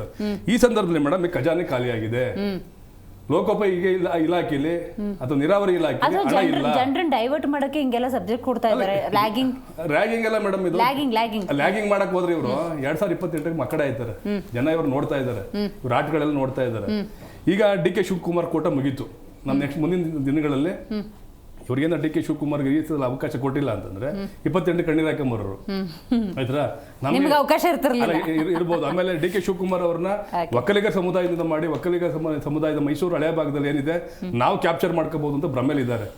ಆದ್ರೆ ಒಂದ್ ನಿಮಿಷ, ಕೊಟ್ಟಂತ ಅಧಿಕಾರವನ್ನ ಬಳಸ್ಕೊಂಡು ಅಭಿವೃದ್ಧಿ ಬಗ್ಗೆ ಚಿಂತನೆ ಮಾಡಿದಲ್ಲೇ ನನಗೆ ಆ ಖಾತೆ ಕೊಟ್ಟಿಲ್ಲ, ನಿಮ್ಗೆ ಈ ಖಾತೆ ಕೊಟ್ಟಿಲ್ಲ ಅಂತ ಹೇಳಿ ಮುನ್ಸ್ಕೊಂಡು ಕೂತ್ಕೊಂಡಿದ್ದಾರೆ ಅಂತಂದ್ರೆ ಇವ್ರನ್ನ ಜನ ಕ್ಷಮಿಸ್ತಾರ? ಮುಂದಿನ ಚುನಾವಣೆಗೆ ಯಾವುದೇ ಕಾರಣಕ್ಕೂ ಕ್ಷಮಿಸೋದಿಲ್ಲ. ಆದ್ರೂ ನೀವು ಹೇಳಿದ ಪಾಯಿಂಟ್ ಅಲ್ಲಿ ಡಿ ಕೆ ಶಿವಕುಮಾರ್ ಅವ್ರಿಗೆ ಈಗ ಮುಖ್ಯಮಂತ್ರಿ ಗಾದಿ ಕೊಟ್ಟು ಕಟ್ ಹಾಕ್ಬಿಟ್ರೆ ಏನ್ ಕೆಲಸ ಮಾಡಕ್ಕಾಗುತ್ತೆ? ಅದನ್ನ ಹೇಳಿದ್ದು. ಈಗ ಒಬ್ಬ ಮುಖ್ಯಮಂತ್ರಿ ಆದಂತ ಇವ್ರಿಗೆ ಸ್ವತಂತ್ರತೆ ಕೊಡಬೇಕು. ಈಗ ಹಿಂದೆಲ್ಲ ಕುತ್ಕೊಂಡ್ರು, ಅದಕ್ಕೊಂದು ಮಗ್ಗ ಜಗ್ಗಾಟ ಆಯ್ತು, 3 ಜನ ಉಪಮುಖ್ಯಮಂತ್ರಿಗಳಂತ ಅದೆಲ್ಲ ಕ್ಲಿಯರ್ ಆಯ್ತು. ಈಗ ನನ್ಗೆ ಅದೇ ಖಾತೆ ಬೇಕು, ಇದೇ ಖಾತೆ ಬೇಕು ಅಂತಂದ್ರೆ is A finance head of the state, ಯಾರೋ CM ಅಲ್ಲ, ವಿ ಕ್ಯಾನ್ ಮ್ಯಾನೇಜ್. ಈಗ ಇವ್ರು ಹಿಂಗಂತಾರೆ, ನಾಳೆಗೆ ಅಲ್ಲಿನ ಕೃಷ್ಣ ಬೈರೇಗೌಡರು ನನಗೆ ಕಂದಾಯದಲ್ಲಿ ಏನೋ ಕನ್ಸಾಯ್ತು, ನೀವು ನೆನ್ನೆ ಹೇಳಿದ್ರಿ ತುಂಬಾ ರಿಸರ್ಚ್ ಮಾಡ್ತಾ ಇದಾರೆ. ಇವ್ರು ಏನ್ ರಿಸರ್ಚ್ ಮಾಡ್ತಾರೆ ಮೇಡಮ್? ಕೆಲಸ ಮಾಡಿದ್ರೆ ಎಲ್ಲರೂ ಮಾಡ್ತಾರೆ. ಕಸ ಕುಡ್ಸೋ ಖಾತೆ ಕೊಟ್ರೆ ಕೆಲಸ ಮಾಡ್ಬೇಕು ತಾವ್ ಹೇಳಿದಂಗೆ. ಇಚ್ಛೆ ಇದ್ರೆ ನೀವು ಕಸ ತಗೊಂಡ್ರೆ ರಸ ಮಾಡ್ಬೋದು ಅಲ್ವಾ? ಈಗ ಬೆಂಗಳೂರು ಇಷ್ಟೆಲ್ಲ ಗಬ್ಬ ನಾರ್ತಾ ಕೂತಿದೆ, ಇದನ್ನು ಮುಚ್ಲಿ ಬಿಡಿ, ಬೇರೆಯವ್ರು ಯಾರು ಅವಕಾಶ ಕೊಟ್ಟಿದ್ರೆ ಮಾಡ್ತಾರೆ ಅಂತ ಹೇಳ್ಬೇಕು. ಆಮೇಲೆ ಬೇರೆ ಯಾರು ಸಚಿವರಲ್ಲ, ಬೇರೆ ಪಕ್ಷದಾರ, ಸಮ್ಮಿಶ್ರ ಸರ್ಕಾರದಾರ, ಇವರು ಒಂದೇ ಇದ್ರವರು. ಕಾಂಗ್ರೆಸ್ ಇರೋರು ಇವರೇ ಕಿತ್ತಾಡಿದ್ರೆ ಈಗ ಸಮ್ಮಿಶ್ರ ಸರ್ಕಾರ ಆದಾಗ ಆ ಪಕ್ಷದವ್ರಿಗೆ ಕೊಟ್ಬಿಟ್ಟಿದ್ದಾರೆ, ಈ ಪಕ್ಷದವ್ರಿಗೆ ಕೊಟ್ಟರು ಅಂತ ಹೇಳ್ಬೋದಿತ್ತು. ಸಮನ್ವಯ ಸಭೆ ಬೇಕಾಗಿತ್ತು. ಇಲ್ಲಿ ಬಹುಶಃ ಇವ್ರು ಏನಾರು ಸಿದ್ದರಾಮಯ್ಯ ಕಾಂಗ್ರೆಸ್, ಡಿ ಕೆ ಶಿವಕುಮಾರ್ ಕಾಂಗ್ರೆಸ್, ರಾಹುಲ್ ಗಾಂಧಿ ಕಾಂಗ್ರೆಸ್ ಅಂತ ಏನಾರು ಇದ್ರೆ ಬಹುಶಃ ಇದ್ರೇನೋ ಈ ತರ ಒಂದು ಅನುಮಾನ ನಮಗೆ ಕಾಡ್ತಾ ಇದೆ ಮೇಡಮ್. ರೈಟ್. ಹಾಗಾದ್ರೆ ಈ ಸಿಚುವೇಶನ್ ಅನ್ನ ಡಿ ಕೆ ಶಿವಕುಮಾರ್ ಅವರು ಹೇಗೆ ನಿಭಾಯಿಸ್ತಾರೆ? ಹಾಗಾದರೆ ಡಿ ಕೆ ಶಿವಕುಮಾರ್ ಅವರ ಸದ್ಯದ ಸ್ಥಿತಿ ಗಾಳಿಪುಟ ಥರ ಆಗಿದೆಯಾ ಅಂತ ಅಂದರೆ ಹಾರಾಡಕ್ಕೆ ಅವಕಾಶ ಕೊಟ್ಟು ಹಗ್ಗ ಕಟ್ಟಿ ಎಳಿತಿದ್ದಾರಾ, ಜೊಗ್ತಿದ್ದಾರಾ? ಇರುವಂಥ 2 ವರ್ಷದ ಅವಕಾಶದಲ್ಲಿ ಹೇಗೆ ಒಬ್ಬ ಮುಖ್ಯಮಂತ್ರಿಯಾಗಿ ತಾವು ಅಂದ್ಕೊಂಡಂತಹ ವಿಷನನ್ನು ಸಾಕಾರ ಮಾಡೋದಕ್ಕೆ ಸಾಧ್ಯ ಆಗುತ್ತೆ? ಇದೆಲ್ಲದ್ರ ಬಗ್ಗೆ ಡೀಟೇಲಾಗಿ ಮಾತಾಡೋಣ. ರೈಟ್ ನಾವು ಸಿಚುವೇಶನ್ ನೋಡಿದ್ರೆ ಮುಖ್ಯಮಂತ್ರಿ ಡಿ ಕೆ ಶಿವಕುಮಾರ್ ಅವ್ರನ್ನ ಕಟ್ಟಿ ಹಾಕುವ ಪ್ರಯತ್ನ ತಮ್ಮದೇ ನಾಯಕರಿಂದ ಆಗ್ತಾ ಇದೆಯಾ ಅನ್ನುವಂತಹ ಸಹಜ ಪ್ರಶ್ನೆ ಮೂಡ್ತಾ ಇದೆ. ದರ್ಶನ್ ಅವರೇ, ನೀವು ಹೇಳಬೇಕಿದಕ್ಕೆ. ಸ್ವಪಕ್ಷದ ನಾಯಕರು ಹೈಕಮಾಂಡ್ ಹೇಳಿದಾಗ ಸಿದ್ದರಾಮಯ್ಯನವರು ಸ್ವತಃ ರಾಜೀನಾಮೆ ಕೊಟ್ಟಿದ್ದಾರೆ ಅಂದರೆ ಹೈಕಮಾಂಡ್ನ ಆದೇಶಕ್ಕೆ ಒಬೆ ಮಾಡಿದ್ದಾರೆ ಎಲ್ಲರೂ ಅಂತಲೇ ಅರ್ಥ. ಈಗ ಈ ಸಿಚುವೇಶನಲ್ಲಿ ಬಹಿರಂಗವಾಗಿ ರಾಜೀನಾಮೆಗಳಾಗುತ್ತೆ, ಓಪನ್ ಸ್ಟೇಟ್ಮೆಂಟ್ ಕೊಟ್ಟಿದ್ದಾರೆ ಅನ್ನೋದಾದರೆ ಆ ವಿಷನರಿ ಮ್ಯಾನ್ಗೆ ಡಿಸ್ಟರ್ಬೆನ್ಸ್ ಏನಾದರೂ ಸ್ವಪಕ್ಷದ ನಾಯಕರಿಂದ ಆಗ್ತಾ ಇದೆಯಾ ಅನ್ನೋದೇ ಪ್ರಶ್ನೆ. ಹಾಗೇನಿಲ್ಲ, ರಾಮಲಿಂಗಾರೆಡ್ಡಿ ಸಾಹೇಬರು ಏನು ಪಕ್ಷದ ವಿರುದ್ಧ ಮಾತಾಡಿಲ್ಲ, ನನ್ನ ಒಂದು ವೈಯಕ್ತಿಕ, ನಾನು ಅದನ್ನೂ ಹೇಳಿಲ್ಲ, DK ಶಿವಕುಮಾರ್ ಅವ್ರನ್ನ ಕೇಂದ್ರೀಕೃತವಾಗಿ ಕೇಳ್ತಾ ಇದ್ದೀನಿ. ಹಾಗೇನಿಲ್ಲ. ನಮ್ದು ಒಂದು ಕುಟುಂಬ ಮೇಡಮ್. ಈಗ ಒಂದು ಲಾಸ್ಟ್ ಒಂದು 10 days ಅಲ್ಲಿ ನಮ್ಮ ಪಕ್ಷದಲ್ಲಿ ಆಗ್ತಾ ಇರ್ತಕ್ಕಂಥ ಒಂದು ಡೆವಲಪ್ಮೆಂಟ್ಸ್, ಆ ಒಂದು ಸಿದ್ದರಾಮಯ್ಯ ಸಾಹೇಬರು ಅಧಿಕಾರದಿಂದ ಇಳುವಂತಹ ಸನ್ನಿವೇಶ ಆಗಿರ್ಬೋದು, ಅಥವಾ DK ಸಾಹೇಬರು ಮುಖ್ಯಮಂತ್ರಿ ಆಗುವಂತಹ ಸನ್ನಿವೇಶ ಆಗಿರ್ಬೋದು, ನಾಯಕರೆಲ್ಲ ಒಗ್ಗೂಡಿ ಒಗ್ಗಟ್ಟಾಗಿ ಒಂದು ನಮ್ದೊಂದು ಕಲೆಕ್ಟಿವ್ ಲೀಡರ್ಶಿಪ್ ಅಲ್ಲಿ ನಮ್ಮ ಪಾರ್ಟಿ ಒಂದು ನಂಬಿಕೆಯನ್ನು ಇಟ್ಕೊಂಡಿದೆ. ಅದೇ ಸಿದ್ಧಾಂತದಲ್ಲಿ ನಮ್ಮ ಪಕ್ಷ ನಡ್ಕೊಂಡು ಹೋಗ್ತಾ ಇದೆ, ಇದು ವಾಸ್ತವ. ಆದರೆ DK ಶಿವಕುಮಾರ್ ಅವರು ಇವತ್ತು ಮಾತಾಡಬೇಕಾದ್ರೆ ಇದೇ ರಾಮಲಿಂಗಾರೆಡ್ಡಿ ಅವರ ವಿಚಾರಕ್ಕೆ, ಅವ್ರು ನನ್ನ ಹಳೆಯ ಸ್ನೇಹಿತರು, ನಾನು ಅವ್ರ ಜೊತೆ ಮಾತಾಡಿ ಆಲ್ವೇಸ್ ವೆಲ್, ನಾನು ಅದನ್ನು ಸರಿ ಮಾಡ್ತೀನಿ ಅನ್ನೋ ಭರವಸೆಯನ್ನು ಕೊಡೋ ಸಂದರ್ಭದಲ್ಲಿ ಒಂದು ವಿಚಾರ ಏನು ಹೇಳಿದ್ರು ಅಂದರೆ, ಜಲಸಂಪನ್ಮೂಲ ಖಾತೆ ಕೊಟ್ಟಿದ್ದಕ್ಕೆ ಅವರಿಗೆ ಓಡಾಡೋಕ್ಕಾಗೋದಿಲ್ಲ ಅನ್ನುವಂಥ ವಿಚಾರವನ್ನು ಪ್ರಸ್ತಾಪ ಮಾಡಿದ್ರು. ರಾಮಲಿಂಗಾರೆಡ್ಡಿ ಅವರು ಹೇಳಿದ್ದಲ್ಲ, DK ಶಿವಕುಮಾರ್ ಅವರೇ ಹೇಳಿದ್ದು. ಜಲಸಂಪನ್ಮೂಲ ಇಲಾಖೆ ಇಟ್ಕೊಂಡು ಕರ್ನಾಟಕದಾದ್ಯಂತ ಓಡಾಡೋಕ್ಕೆ ಸಾಧ್ಯ ಆಗೋದಿಲ್ಲ ಅಂದರೆ ಬೆಂಗಳೂರು ನಗರಾಭಿವೃದ್ಧಿ ಇಲಾಖೆ ಇಟ್ಕೊಂಡು ಗಲ್ಲಿ ತಿರುಗೋಕ್ಕಾಗುತ್ತಾ? GBAಯಿಂದ ಹಿಡಿದು ಸಾಲು ಸವಾಲಿದೆ. ನೆಕ್ಸ್ಟ್ ಮಳೆಗಾಲ, ಇಂಥ ಸಂದರ್ಭದಲ್ಲಿ ವಾರಿಯರ್ ಥರ ಕೆಲಸ ಮಾಡಬೇಕು. ಹೆಂಗಿದು? ಅಲ್ಲ, ಅದು ರಾಮಲಿಂಗಾರೆಡ್ಡಿಯವರು ಮಾನ್ಯ DK ಶಿವಕುಮಾರ್ ಅವರು ಏನು ಮಾತಾಡ್ಕೊಂಡಿದ್ದಾರೆ ವೈಯಕ್ತಿಕವಾಗಿ, ಅಥವಾ ಅದ್ರ ಮೇಲೆ ಯಾವ ರೀತಿ ಪ್ರತಿಕ್ರಿಯೆ ಕೊಟ್ಟಿದ್ದಾರೆ ಅನ್ನೋದನ್ನ ನಾನು ಊಹಾಪೋಹದಲ್ಲಿ ಹೇಳಲಿಕ್ಕೆ ಆಗೋದಿಲ್ಲ. ಆದರೂ ರಾಮಲಿಂಗಾರೆಡ್ಡಿ ಸಾಹೇಬರು ವೆನ್ ಹಿ ವಾಸ್ ಸಾರಿಗೆ ಸಚಿವರಾದಾಗ ಒಂದು ಸಾರಿಗೆ ಇಲಾಖೆಗೆ ಸುಮಾರು 5,800 ಬಸ್ಗಳನ್ನ ಖರೀದಿ ಮಾಡುವಂಥದ್ದು, ಮತ್ತು ಸಾರಿಗೆ ಇಲಾಖೆನ ಒಂದು ಪುನಶ್ಚೇತನ ಮಾಡುವಂಥ ಕೆಲಸ. ಯಾಕೆಂದರೆ BJP ಅಧಿಕಾರದಿಂದ ಇಳಿಬೇಕಾದ್ರೆ 5,000 ಕೋಟಿ ಸಾಲ ಇಟ್ಟೋಗಿದ್ರು. ಮುಜರಾಯಿ ಇಲಾಖೆಯಲ್ಲೂ ಸುಮಾರು 11,000 ಎಕರೆಯನ್ನು ಮುಜರಾಯಿ ಇಲಾಖೆ ವ್ಯಾಪ್ತಿಗೆ ತಗೊಬಂದು ಇವತ್ತು ದೇವಸ್ಥಾನದ ಹಣವನ್ನು ದೇವಸ್ಥಾನದ ಅರ್ಚಕರ ಕುಟುಂಬಗಳಿಗೆ ದೇವಸ್ಥಾನದ ಉನ್ನತೀಕರಣಕ್ಕೆ ಅದನ್ನು ಅಭಿವೃದ್ಧಿಪಡಿಸೋದಕ್ಕೆ ಮಾಡಬೇಕು ಅನ್ನುವಂಥ ಒಂದು ನಿರ್ಧಾರ, ಇವೆಲ್ಲ ಸಂಚಲನ ಕ್ರಾಂತಿಕರ ಒಂದು ಕಾರ್ಯಕ್ರಮಗಳನ್ನ ಅವರು ಮಾಡಿರ್ತಕ್ಕಂಥದ್ದು. ಒಂದು ನಿರ್ಧಾರ ಆದ ತಕ್ಷಣ ಆ ವ್ಯಕ್ತಿಯ ಬಗ್ಗೆ ಇಲ್ಲ ಸಲ್ಲದ ಆಡೋ ಮಾತುಗಳಿಗಿಂತ ಅವರು ಪಕ್ಷಕ್ಕೆ ಕೊಟ್ಟಿರ್ತಕ್ಕಂಥ ಕೊಡುಗೆನೂ ನಾವು ಸ್ಮರಿಸ್ತೀವಿ. ಅವರು ರಾಜ್ಯ ಸರ್ಕಾರದಲ್ಲಿ ಒಬ್ಬ ಸಚಿವರಾಗಿ ಈ ರಾಜ್ಯಕ್ಕೆ ಕೊಟ್ಟಿರೋ ಕೊಡುಗೆಯನ್ನು ನಾವು ಸಮರ್ಥನೆ ಮಾಡಿಕೊಳ್ಳೇಬೇಕಾಗ್ತದೆ. ಆದರೂ ನೀವು ವಿಜೇಂದ್ರರವರ ಮಾತನ್ನು ಉಲ್ಲೇಖ ಮಾಡಿ ಅವ್ರಿಗೆ ಪ್ರಶ್ನೆ ಕೇಳಿದ್ರಿ, ನೀವು ನನಗೆ ಪ್ರಶ್ನೆ ಕೇಳಿದ್ರಿ, ಅದಕ್ಕೆ ನಾವು ಉತ್ತರ ಕೊಡಬೇಕಲ್ಲ. ಅದನ್ನ ಬಿಟ್ಟು ಟ್ರ್ಯಾಕೇ ಬೇರೆ ಹೋಗ್ತಾ ಇತ್ತು, BJP ಹೋಗ್ತಾ ಇರೋದು ಇರಲಿ. ಆದರೆ ಇವರು ಯಾರು ಯಡಿಯೂರಪ್ಪ ಸಾಹೇಬ್ರಿಗೇನು ರಾಜಾ ಹುಲಿ ಅಂತಾರೆ. ರಾಜಾ ಹುಲಿ ಸನ್ ಆಫ್ ಮರಿ ಹುಲಿ ಏನು ಇವಾಗ ನಮ್ಮ ಪಕ್ಷದ ಬಗ್ಗೆ ಎಲ್ಲ ಮಾತಾಡ್ತಾ ಇದ್ದಾರೆ. ಮಾನ್ಯ ವಿಜೇಂದ್ರರವರೇ, ನಾವು ನಿಮ್ಮ ತಂದೆಯವರಿಗೆ ಬಹಳ ಗೌರವವನ್ನು ಕೊಡ್ತೀವಿ. ತಮ್ಮ ತಂದೆಯವರು ಒಂದು ರಾಜಕೀಯ ಮುಖ್ಯಮಂತ್ರಿ ಹುದ್ದೆಯನ್ನು ಒಂದು ಕಡೆ MLAಗಳ ಕಳ್ತನ, ಇನ್ನೊಂದು ಕಡೆ ರಾಜಕೀಯ ಭ್ರಷ್ಟಾಚಾರ, ಆಪರೇಷನ್ ಕಮಲ, ಈ ರೀತಿ ಅಧಿಕಾರಕ್ಕೆ ಬಂದವರೇ ವಿನಃ 113 ಸೀಟನ್ನು ಎಂದಿಗೂ ಗಳಿಸಿಲ್ಲ. ಏನೋ ಪಕ್ಷದ ಬಗ್ಗೆ ಮತ್ತಿನ್ನೊಂದು ಅನ್ನೋರೇ ಮರಿಹುಲಿ ಅವರೇ, ನಿಮ್ಮ ತಂದೆ ರಾಜ ಹುಲಿಯವರು ನಿಮ್ಮದೇ BJP ಪಕ್ಷವನ್ನು ಅಧಿಕಾರದ ಆಸೆಗೆ ಬಿಟ್ಟು ಹೋಗಿ ಅಲ್ಲೊಂದು KJP ಕಟ್ಟಿದ್ದು ಈ ರಾಜ್ಯ ಮರಿಲಿಕ್ಕೆ ಸಾಧ್ಯ ಇಲ್ಲ. ಹಾಗೆ ನಿಮ್ಮ ಪಕ್ಷದ ಏನು ಘಟಾನುಘಟಿ ನಾಯಕರು ಅನ್ನುವಂತಹ ಶ್ರೀರಾಮುಲು, ಜನಾರ್ದನ್ ರೆಡ್ಡಿ, ಕರುಣಾಕರ್ ರೆಡ್ಡಿ, ಅದೊಂದು ಸಾಲು ಏನು BSR ಕಾಂಗ್ರೆಸ್ ಅಂತ ನಾವೇನು ಕಮ್ಮಿ ಅಂತ ನೀವು? ನಮ್ಮ ಬಂಡಾಯ ಇಲ್ಲ. ಒಂದು ಸ್ವಲ್ಪ ಅವರಿಗೆ ಅಸಮಾಧಾನ ಅನ್ನುವಂಥದ್ದನ್ನ ಅವ್ರು ಹೊರಗಡೆ ಹಾಕಿದ್ದಾರೆ. ಮೇಡಮ್, ಎಲ್ಲರೂ ಮನುಷ್ಯ ಜೀವಿಗಳು. ಒಂದು ಮನೆ ಅಂದಮೇಲೆ ಅಲ್ಲ, ಈಗ ಸಾಮಾನ್ಯ ಕಾರ್ಯಕರ್ತರು ಫಸ್ಟ್ ಟೈಮ್ ಶಾಸಕರಾಗಿರ್ತಾರೆ ನೋಡಿ, ಅವರು ಫಸ್ಟ್ ಟೈಮ್ ಸಚಿವರಾಗಿರ್ತಾರೆ, ಅವ್ರ ಪಾಪ ಪಕ್ಷದ ಸಿದ್ಧಾಂತ ನೀತಿ ನಿಯಮ ಅರಿವಿರಲ್ಲ. ಮಾಧ್ಯಮದಲ್ಲಿ ಕೆಲವೊಮ್ಮೆ ಮಾತಾಡ್ಬಿಡ್ತಾರೆ. ಅವ್ರಿಗೆ ಈಗ ಪಕ್ಷದ ಈಗ ರಾಜ್ಯಾಧ್ಯಕ್ಷರು ಅವ್ರು ಕರೆದ್ಬಿಟ್ಟೆ ಹಾಗೆಲ್ಲ ಮಾತಾಡಬಾರ್ದು, ರೈಟ್, ಹಾಗೆ ಈ ಥರ ಹೇಳಲ್ಲ, ಬುದ್ಧಿ ಹೇಳೋದು ಹೌದು. ಯಾರು ಇವ್ರು ಬಂದು ಮಾತಾಡ್ತಿರೋದು? ರಾಮಲಿಂಗಾರೆಡ್ಡಿಯವರು ಒಂದು ಸ್ವಲ್ಪ ಫ್ರಸ್ಟ್ರೇಟ್ ಆಗಿದ್ದಾರೆ. ಯಾಕೆಂದ್ರೆ ಅವರು ಮಾತನಾಡುವಂಥ ಅಸಮಾಧಾನ ನನಗೇನೋ ಒಂದು ಅವ್ರಿಗೊಂದು ಬಯಕೆ ಅಂತ ನಾನು ಹೇಳಿದೆ. ಆಮೇಲೆ JDSನವ್ರು ಪಾಪ ಮಾತಾಡ್ತಾ ಏನಂದ್ರು, ಎತ್ತುಗಳಿಗೆ ಹೋಲಿಕೆ ಅಂದರೆ ವಯಸ್ಸಾಗಿರೋವೆಲ್ಲ ಗೊಡ್ಡೆತ್ತುಗಳು ಅಂತ ಒಂದು ಮಾತು ಹೇಳಿದ್ರು. ನಾನು ಕೇಳಿಸ್ಕೊಂಡೆ. ಆದರೆ ನಮಗೆ ಭಾಳ ಗೌರವ ಇದೆ. ನಾ ಈ ಕ್ಷಣಕ್ಕೂ ಬಯಸುವಂಥದ್ದು ಹಿರಿಯರಾದಂಥ ಮುತ್ಸದ್ದಿ, ನಮ್ಮ ರಾಜ್ಯದ ಹೆಮ್ಮೆ ಶ್ರೀ ದೇವೇಗೌಡರು ಸಾಹೇಬರು, ಅವರು ಇನ್ನೂ ರಾಜಕಾರಣದಲ್ಲಿ, ರಾಷ್ಟ್ರೀಯ ರಾಜಕಾರಣದಲ್ಲಿ ಇರಬೇಕು. ಯಾಕೆಂದರೆ ಹಿರಿತನ ಅನ್ನುವಂಥದ್ದು ನೀವು ಎತ್ತಿಗೆ ಬೆಳೆಸುವಂಥದ್ದಲ್ಲ. ಅವರ ಒಂದು ಮಾರ್ಗದರ್ಶನ, ಅವರ ಪಕ್ಷ ಭಿನ್ನವಾಗಿರ್ಬೋದು ಮೇಡಮ್, ಅವರ ಮಾರ್ಗದರ್ಶನ. ಉದಾಹರಣೆ ಮೊನ್ನೆ DK ಸಾಹೇಬ್ರು ಹೋದ್ರು, ದೇವೇಗೌಡರು ಕಾಲಿಗೆ ಬಿದ್ದರು. ಹಿರಿಯರು ಯಡಿಯೂರಪ್ಪ ಸಾಹೇಬ್ರನ್ನ ಭೇಟಿಯಾದ್ರು. ಪಕ್ಷಗಳು ಬೇರೆ ಇರ್ಬೋದು, ಅಂತ ಮುತ್ಸದ್ದಿಗಳ ಮಾರ್ಗದರ್ಶನ ನಮಗೆ ಅವಶ್ಯಕತೆ ಇರ್ತದೆ. ಅವರು ರಾಜಕೀಯದಲ್ಲಿ ಇರಬೇಕು ಅನ್ನುವಂತ ಬಯಕೆಯನ್ನ ನಾನು ಇಟ್ಕೊಳ್ತಾ, ಇವತ್ತು ನೀವು ಹೇಳಿದಾಗೆ ಯಂಗ್ಸ್ಟರ್ಸ್ಗಳಲ್ಲೂ ಸುಮಾರು ಬಯಕೆಗಳಿರ್ತವೆ. ಅವ್ರು ಮಾತಿನ ವಿಚಾರ ಹೇಳಿದ್ರು. ಆದ್ರೆ ನ್ಯೂ ಯಂಗ್ ಜನರೇಷನ್ಗೂ ಸಮೇತ ಇಲ್ಲಿ ಮಂತ್ರಿ ಪಟ್ಟಗಳನ್ನ ಕೊಡ್ಲಿ ನಮ್ಮ ರಾಜ್ಯ ಸರ್ಕಾರ. ಅದಕ್ಕೂ ಹೆಚ್ಚಾಗಿ ನಮ್ಮೆಲ್ಲ ಹಿರಿಯರು ಇವತ್ತು ನಿಮ್ಮ ಸ್ಥಾನಗಳ ಬಗ್ಗೆ ಮಾತನಾಡುವಂತ ಅವರಲ್ಲಿ ನನ್ನ ಮನವಿ, ಕಾರ್ಯಕರ್ತರು 3 ವರ್ಷದಿಂದ ಕಾಯ್ತಾ ಇದ್ದಾರೆ. ನಾನು ಅಂತಲ್ಲ ಐ ಆಮ್ ಆಲ್ವೇಸ್ ಪರ್ಮನೆಂಟ್ ಕಾರ್ಯಕರ್ತ. ಆದರೆ ಕಾರ್ಯಕರ್ತರು ಅವ್ರ ಬಗ್ಗೆ ಅವರಿಗೆ ಬೋರ್ಡು ಮತ್ತಿನ್ನೊಂದು ಅಧ್ಯಕ್ಷರು ಅಥವಾ ಅದರಲ್ಲಿ ನಿಗಮ ಮಂಡಳಿಗಳಲ್ಲಿ ಹುದ್ದೆಗಳು ಸುಮಾರು ಇರೋದ್ರಿಂದ ತಾವು ಅವರ ಪರವಾಗಿ ಧ್ವನಿ ಎತ್ತಿದ್ರೆ ನಿಮ್ಮನ್ನ ಗೆಲ್ಲಿಸಿದ್ದ ನಿಮಗೆ ಜೈಕಾರ ಕೂಗಿದ ಕಾರ್ಯಕರ್ತರು ಸಹ ಸಂತೋಷ ಪಡ್ತಾರೆ ಅಂತ ಇದು ಕಾರ್ಯಕರ್ತರ ಪರವಾಗಿ ಮತ್ತೊಮ್ಮೆ ಹೇಳ್ತಾ, ಮೇಡಮ್ ನಮ್ಮ ಪಕ್ಷದಲ್ಲಿ ಯಾವುದೇ ರೀತಿ ಸಮಸ್ಯೆ ಇಲ್ಲ. ಮುನಿಯಪ್ಪ ಸಾಹೇಬರು ಬೆಳಗ್ಗೆ ಏನಂದ್ರು ಅದಾದ್ಮೇಲೆ ಮಾತಾಡಿರು ನಾಯಕರು ಮುನಿಸು ಅನ್ನುವಂಥದ್ದು ಸಹಜವಾಗಿ ಬರ್ಬೋದೇನೋ.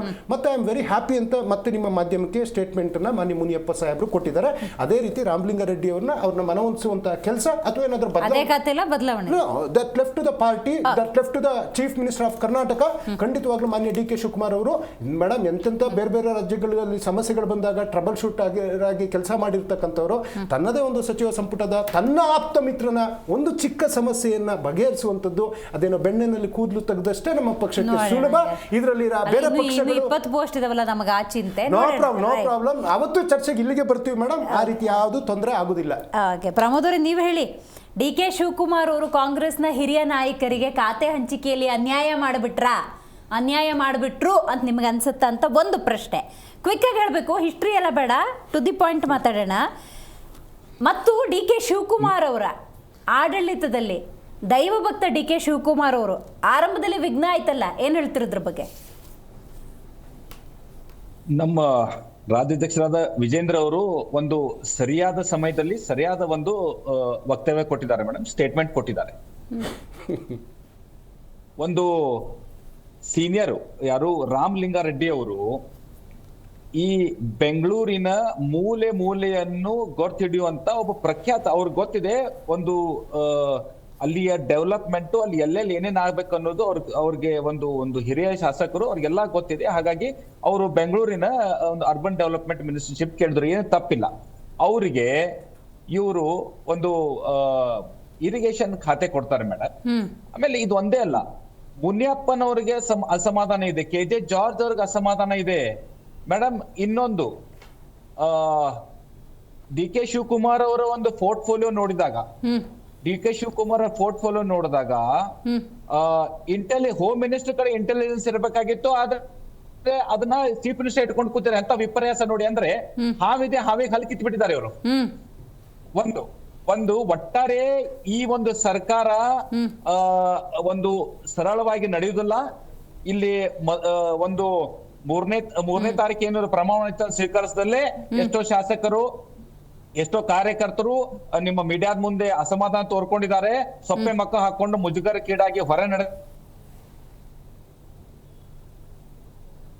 ಅಗೇನ್ ಡಿಸ್ಟರ್ಬೆನ್ಸ್ ಇದೆ ಪ್ರಮೋದ್ ಅವರೇ.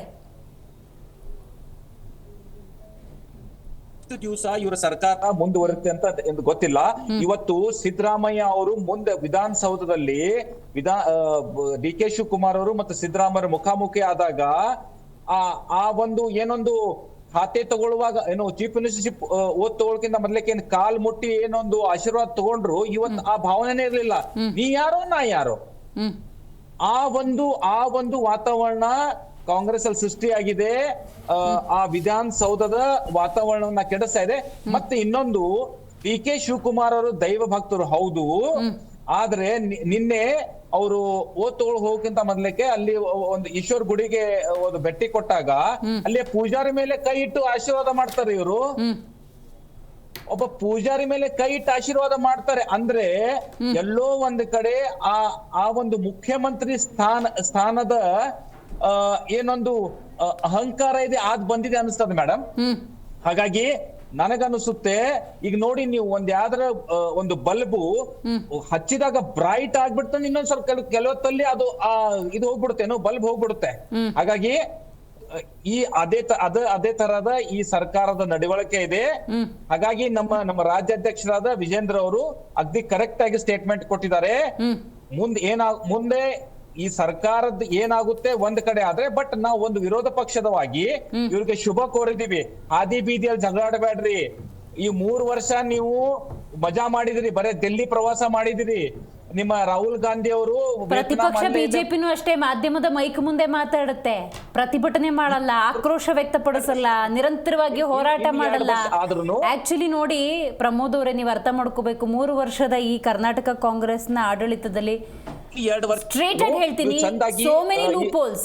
ಬೇಕಾದಷ್ಟು ಸಮಸ್ಯೆಗಳಿತ್ತು. ಅದನ್ನು ಎನ್ಕ್ಯಾಶ್ ಮಾಡಿಕೊಂಡು ಜನಾಭಿಪ್ರಾಯ ಬಿಟ್ಬಿಡಿ, ಜನರ ಧ್ವನಿಯಾಗಿ ನೀವು ಕೆಲಸ ಮಾಡಲಿಲ್ಲ. ಬಹಳ ಬೇಸರ ಇದೆ BJP ಮತ್ತು JDS ಬಗ್ಗೆ ಜನಸಾಮಾನ್ಯರಿಗೆ. ಮೇಡಮ್ ಒಂದು ಇಲ್ಲ ಮೇಡಮ್, ವಿಪಕ್ಷವಾಗಿ ನಾವೊಂದು ಎನ್ ಡಿ ಎ ಒಂದು ಘಟಕವಾಗಿ, ಯಾರು JDS NDA ಒಂದು ಘಟಕವಾಗಿ ನಾವು ಈ ಸರ್ಕಾರ ಬಂದಾಗಿನಿಂದನೂ ಈ ಸರ್ಕಾರದ ಮುಖವಾಡನ್ನ ಕಳ್ಸಿದೀವಿ, ಎಷ್ಟೋ ಹಗರಣಗಳನ್ನ ಬಯಲಿಗೆ ತಗೊಂಡ್ಬಂದಿದೀವಿ. ಆಮೇಲೆ ಒಂದು ಸಿದ್ದರಾಮಯ್ಯ ಅವರು ಒಂದು ಮುಖ್ಯಮಂತ್ರಿಯ ಸ್ಥಾನದಲ್ಲಿ ಕೂತ್ಕೊಂಡು 14 ಸೈಟ್ ತಗೋತಾರೆ ಅನ್ನೋದೊಂದು ವಿಪರ್ಯಾಸ, ಇದೊಂದು ಮುಜುಗರ.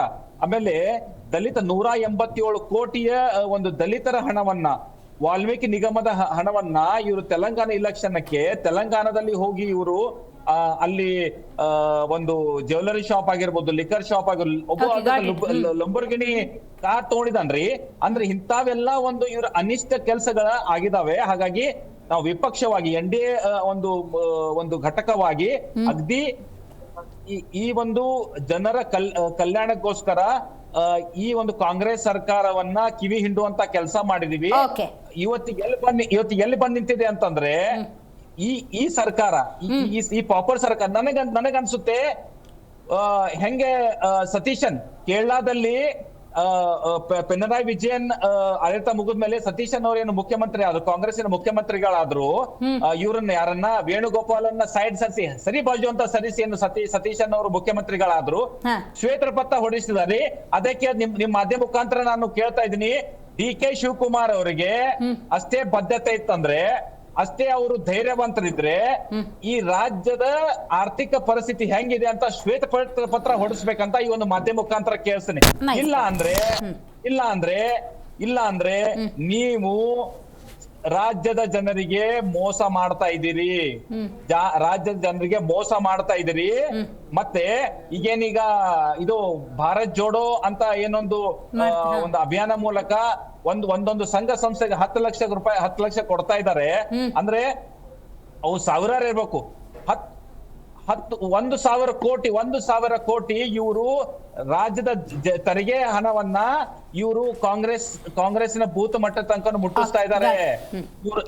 ಇವ್ರ ಮನಸ್ಥಿತಿ ಅರ್ಥ ಮಾಡ್ಕೊಳ್ಳಿ, ಮನಸ್ಥಿತಿ ಅರ್ಥ ಮಾಡ್ಕೊಳ್ಳಿ. ರಾಜ್ಯದ ಕಾಂಗ್ರೆಸ್ ಕೊಡ್ತಾ ಇದ್ದಾರೆ. ಸಾರ್ವಜನಿಕರ ದುಡ್ಡನ್ನ ಎತ್ಕೊಂಡೋಗಿದ್ದೆ ದೇವಸ್ಥಾನಕ್ಕೆ ಕೊಟ್ರಲ್ಲ ನೀವು. ನಿಮ್ಮ ಪಕ್ಷದವರು CM ಆದಾಗ ಸಾರ್ವಜನಿಕರ ದುಡ್ಡನ್ನ ಎತ್ಕೊಂಡೋಗಿ ಆಶ್ರಮಗಳಿಗೆ ಕೊಟ್ರಲ್ಲ, ಅವಾಗ ಎಲ್ಲೋಗಿತ್ತು ನಿಮ್ ಬುದ್ಧಿ? ನೋಡಿಲ್ಲಿ ನಾನ್ ನಿಮಗೆ ಹೇಳ್ತಾ ಇದ್ದೀನಿ, ನೀವು ಏನು ಬರೀ ಜಾಗೃತಿಯಿಂದ ಮಾತಾಡಿ. ಮಠ ಮಾನ್ಯಗಳು ನಮ್ಮ ಇವತ್ತು ಪುಣ್ಯಕ್ಷೇತ್ರಗಳು, ಅಲ್ಲಿ ಎಷ್ಟೋ ಅನಾಥ ಮಕ್ಕಳು, ಎಷ್ಟೋ ಬಡ ಮಕ್ಕಳು ಕಲಿತಾ ಇದ್ರೆ, ಅನ್ನದಾಸೋಹ ನಡೀತಾ ಇದೆ. ಪ್ರಮೋದ್ ಅವರೇ, ಇದು ನಿಮ್ಮ ತಪ್ಪು ಕಲ್ಪನೆ, ಇದು ಖಾತೆ ಬಗ್ಗೆ ಮಾತಾಡೋಣ, ಡೈವರ್ಟ್ ನಿಮ್ಮ ತಪ್ಪು ಕಲ್ಪನೆ. ಆಮೇಲೆ ಭಾರತ ಜೋಡೋ ಭಾರತ ಎಲ್ಲೂ ತುಂಡಾಗಿಲ್ಲ, ನೀವು ಮಾಡ್ಬೇಕು ತುಂಡು ಅಷ್ಟೇನೆ. ಆಯ್ತಾಯ್ತು, ಇಲ್ಲ ಅದು ಬೇರೆ ಸಂದೇಶ ಹೋಗುತ್ತೆ. ಪುಟ್ಟಣ್ಣವರೇ, ಖಾತೆ ಇರೋದು ಕೆಲಸ ಮಾಡಕ್ಕ, ಹಣ ಮಾಡಕ್ಕ? ಮೇಡಮ್, ಖಾತೆ ಇರೋದು ಹಿಂದೆ ಇದ್ದಂಥ, ಅಂದರೆ ನಾನು 2000 ಹಿಂದೆ 80, 70 ಈ ಥರ ತಗೊಂಡಾಗ, ಅವಾಗ ಅವರು ಖಾತೆ ತಗೊಂಡಾಗ ಜನಗಳಿಗೋಸ್ಕರ ಕೆಲಸ ಮಾಡ್ತಾ ಇದ್ದಾರೆ, ಸೇವೆ ಮಾಡೋದು. ಇದು ಮೇಡಮ್, ಈಗ ಜನ ಓಟ್ ಹಾಕೋದು ನಮ್ಮನ್ನ ಗೆದ್ದಾದ್ಮೇಲೆ ನಮಗೆ ಸಂಬಳ ಕೊಟ್ಟು ಅಲ್ಲಿ ಕೂಡಿಸ್ತಾರೆ, ನೀವು ಕೆಲಸ ಮಾಡಿ, ಒಳ್ಳೆ ಕೆಲಸ ಮಾಡಿ ಅಂತ. ಇವತ್ತಿನ ದಿನ ಏನಾಗಿದೆ ಅಂತಂದರೆ, ಈ ಖಾತೆ ತಗೊಂಡ್ರೆ ನಾನು ಎಷ್ಟು ಕೋಟಿ ಮಾಡ್ಬೋದು, ಎಷ್ಟು ದುಡ್ಡು ತೊಗೊಬೋದು, ಒಬ್ಬನ ಟ್ರಾನ್ಸ್ಫರ್ ಮಾಡಿದ್ರೆ ಎಷ್ಟು ದುಡ್ಡು ತೊಗೊಬೋದು, ಎಷ್ಟು ಬರುತ್ತೆ, ಇದೇ ಲೆಕ್ಕಾಚಾರದ ಮೇಲೆ ಇವತ್ತಿಂದು ಎಲ್ಲ MLA ಬಿಸ್ನೆಸ್ ಆಗ್ಬಿಟ್ಟಿದೆ. ಆಮೇಲೆ ಮೇಡಮ್, ಎಲ್ಲೋ ದಾವಣಗೆರೆ ಆ ಕಡೆ ಎಲ್ಲೋ ಗೆದ್ದಿರ್ತಾರೆ, ಅವ್ರು ಯಾರನ್ನ ಅಲ್ಲಿರ್ತಾರ, ಎಲ್ಲ ಬಂದು ಬೆಂಗಳೂರಲ್ಲಿ ಮನೆ ಮಾಡ್ಕೊಂಡಿರ್ತಾರೆ. ಆ ಜನ, ಅಲ್ಲಿನ ಸ್ಥಳೀಯ ಜನಗಳು ಇವ್ರನ್ನ ಓಡಿಸ್ಬೇಕು. ಇಲ್ಲಿ ನೀನು ಗೆದ್ದಾದ್ಮೇಲೆ ನೀನು ಇಲ್ಲಿಲ್ಲ ಅಂದಮೇಲೆ ನಾವು ಏನಕ್ಕೆ ನಿನಗೆ ಓಟ್ ಹಾಕಬೇಕು, ಕುತ್ತಿಗೆ ಪಟ್ಟಿ ಇಟ್ಕೊಂಡು ಕೇಳಬೇಕು. ಹಾಗಾದ್ರೆ ಈ ಸರ್ಕಾರದಿಂದ ಅಭಿವೃದ್ಧಿ ಸಾಧ್ಯ ಇಲ್ವಾ ಮೇಡಮ್? ಅಭಿವೃದ್ಧಿ ಇವಾಗ ಹಿಂದಿನ ಸರ್ಕಾರನೂ ಅಭಿವೃದ್ಧಿ ಕೆಲಸ ಮಾಡಲೇ ಇಲ್ಲ. ಯಾವ್ದನ್ನ ಒಂದು ಉದಾಹರಣೆ ತೋರಿಸಿ ನೀವು. ಇಂಥವಳು ಒಂದು ಒಳ್ಳೆ BJP ಕೆಲಸ, ಇಂಥದ್ದು ಶಾಶ್ವತವಾಗಿ ಉಳ್ಕೊಳ್ಳೋ ಅಂತ ಕೆಲಸ ಇಂಥದ್ದು ಮಾಡಿದ್ದಾರೆ ಅಂತ. BJP ಅವರು ಮಾಡಲಿಲ್ಲ, ಕಾಂಪ್ರಮೈಸ್. ಕಾಂಗ್ರೆಸ್ ಅವರು ಸಿದ್ದರಾಮಯ್ಯನವರು 3 ವರ್ಷದಲ್ಲಿ ಮಾಡಲಿಲ್ಲ, ಕಾಂಪ್ರಮೈಸ್. ಈಗ ಇವರು 2 ವರ್ಷ DK ಶಿವಕುಮಾರ್ ಅವರು ಮಾಡಲ್ಲ, ಕಾಂಪ್ರಮೈಸ್ ಮಾಡಬೇಕು. ನಮ್ಮ ಉದ್ದೇಶ ಏನಂದ್ರೆ ಮೇಡಮ್, ಇನ್ನು 2 ವರ್ಷದಲ್ಲಿ ಮಾಡೋಕ್ಕಾಗಲ್ಲ ಅಂತಿಲ್ಲ. ಇವ್ರಿಗೆ ನಿಜವಾಗ್ಲೂ ನೈತಿಕತೆ ಇತ್ತು ಅಂದರೆ 2 ವರ್ಷದಲ್ಲಿ ಏನು ಸಿದ್ದರಾಮಯ್ಯನವ್ರು ಮಾಡಿಲ್ವೋ 2 ವರ್ಷದಲ್ಲಿ ಇವ್ರು ಮಾಡ್ಬೋದು, ಮಾಡಬೇಕು. ಆಮೇಲೆ ಇನ್ನು ನಾವು JDS ಹೋಗ್ತಾರೆ ಹೇಳಿದ್ರೆ ಅವಾಗಲೇ ಸ್ವಲ್ಪ ವಯಸ್ಸಾದವ್ರನ್ನೆಲ್ಲ ಕಳಿಸ್ಬೇಕು ಅಂತ ನನಗೊಂದು ಸಣ್ಣ ಒಂದು ಜೋಕ್ ಬರುತ್ತೆ. ದೇವೇಗೌಡರು ಇಲ್ಲಿ CM ಆದಾಗ ಅವ್ರ ಪಾಪ ಅಲ್ಲಿ ಅವರ ಆಪ್ತ ಸಚಿವರಲ್ಲಿ ಒಬ್ರಿಗೆ ಅರಣ್ಯ ಬೇಕು ನಂಗೆ ಅರಣ್ಯ ಬಿಟ್ಟು ಬೇರೆ ಏನು ಬೇಡ ಅಂತಿದ್ರಂತೆ. ಸರಿ ಆಯಿತು, ಅವ್ನಿಗೊಂದು ಫಾರೆಸ್ಟ್ ಕೊಟ್ಬಿಡುವಾಗಪ್ಪ ಅಂದರೆ ನನಗೆ ಫಾರೆಸ್ಟ್ ಬೇಡ ಅರಣ್ಯನೇ ಬೇಕು ಅಂತಂತೆ. ಆ ಥರ ಆಗ್ಬಿಟ್ಟಿದೆ. ಆಮೇಲೆ ಈಗೇನಾಗಿದೆ ಅಂತ ಇನ್ನೊಂದು ವಿಷಯ ಹೇಳೋದಕ್ಕೆ ಇಷ್ಟಪಡ್ತೀನಿ. BJP ಅವ್ರಿಗೆ ಇವಾಗ ಪಟಾಕಿ ಹಬ್ಬ ಆಗ್ಬಿಟ್ಟೈತೆ.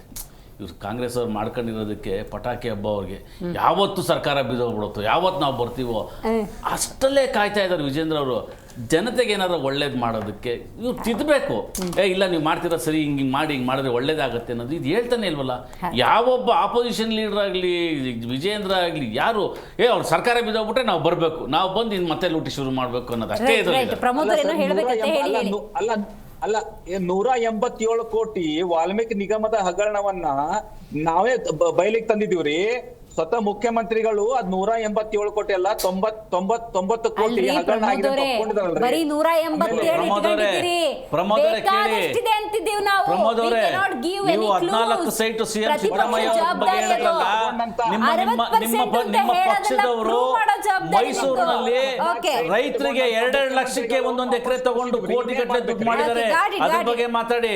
ರೈಟ್ ದರ್ಶನ್ ಅವರೇ, KN ರಾಜನ್ ಅವ್ರಿಗೆ ಯಾವ ಅಸಮಾಧಾನ ಬಿಡಿ, ಇವ್ರಿಗಾದ್ರೂ ಅಂದ್ಕೋಬಹುದು ಏನದು ಖಾತೆ ನಾನೇನೋ ಕೇಳಿದ್ದೆ ಏನೋ ಕೊಟ್ಬಿಟ್ಟಿದ್ದಾರೆ, ವರ್ಲ್ಡ್ ಪವರ್ನ DK ಶಿವಕುಮಾರ್ ಅವ್ರಿಗೆ ನೆನಪು ಮಾಡೋಣ ಅಂತ ಏನೇನೋ ಮಾಡ್ಕೋತಿರ್ಬೋದು. KN ರಾಜನ್ ಯಾರ್ರೀ ಅದು ಟ್ರಬಲ್ ಶೂಟರು? ಯಾವ ಟ್ರಬಲ್ ಶೂಟರಲ್ಲಿ ಏನದು ಮಾತುಕತೆಗಳು?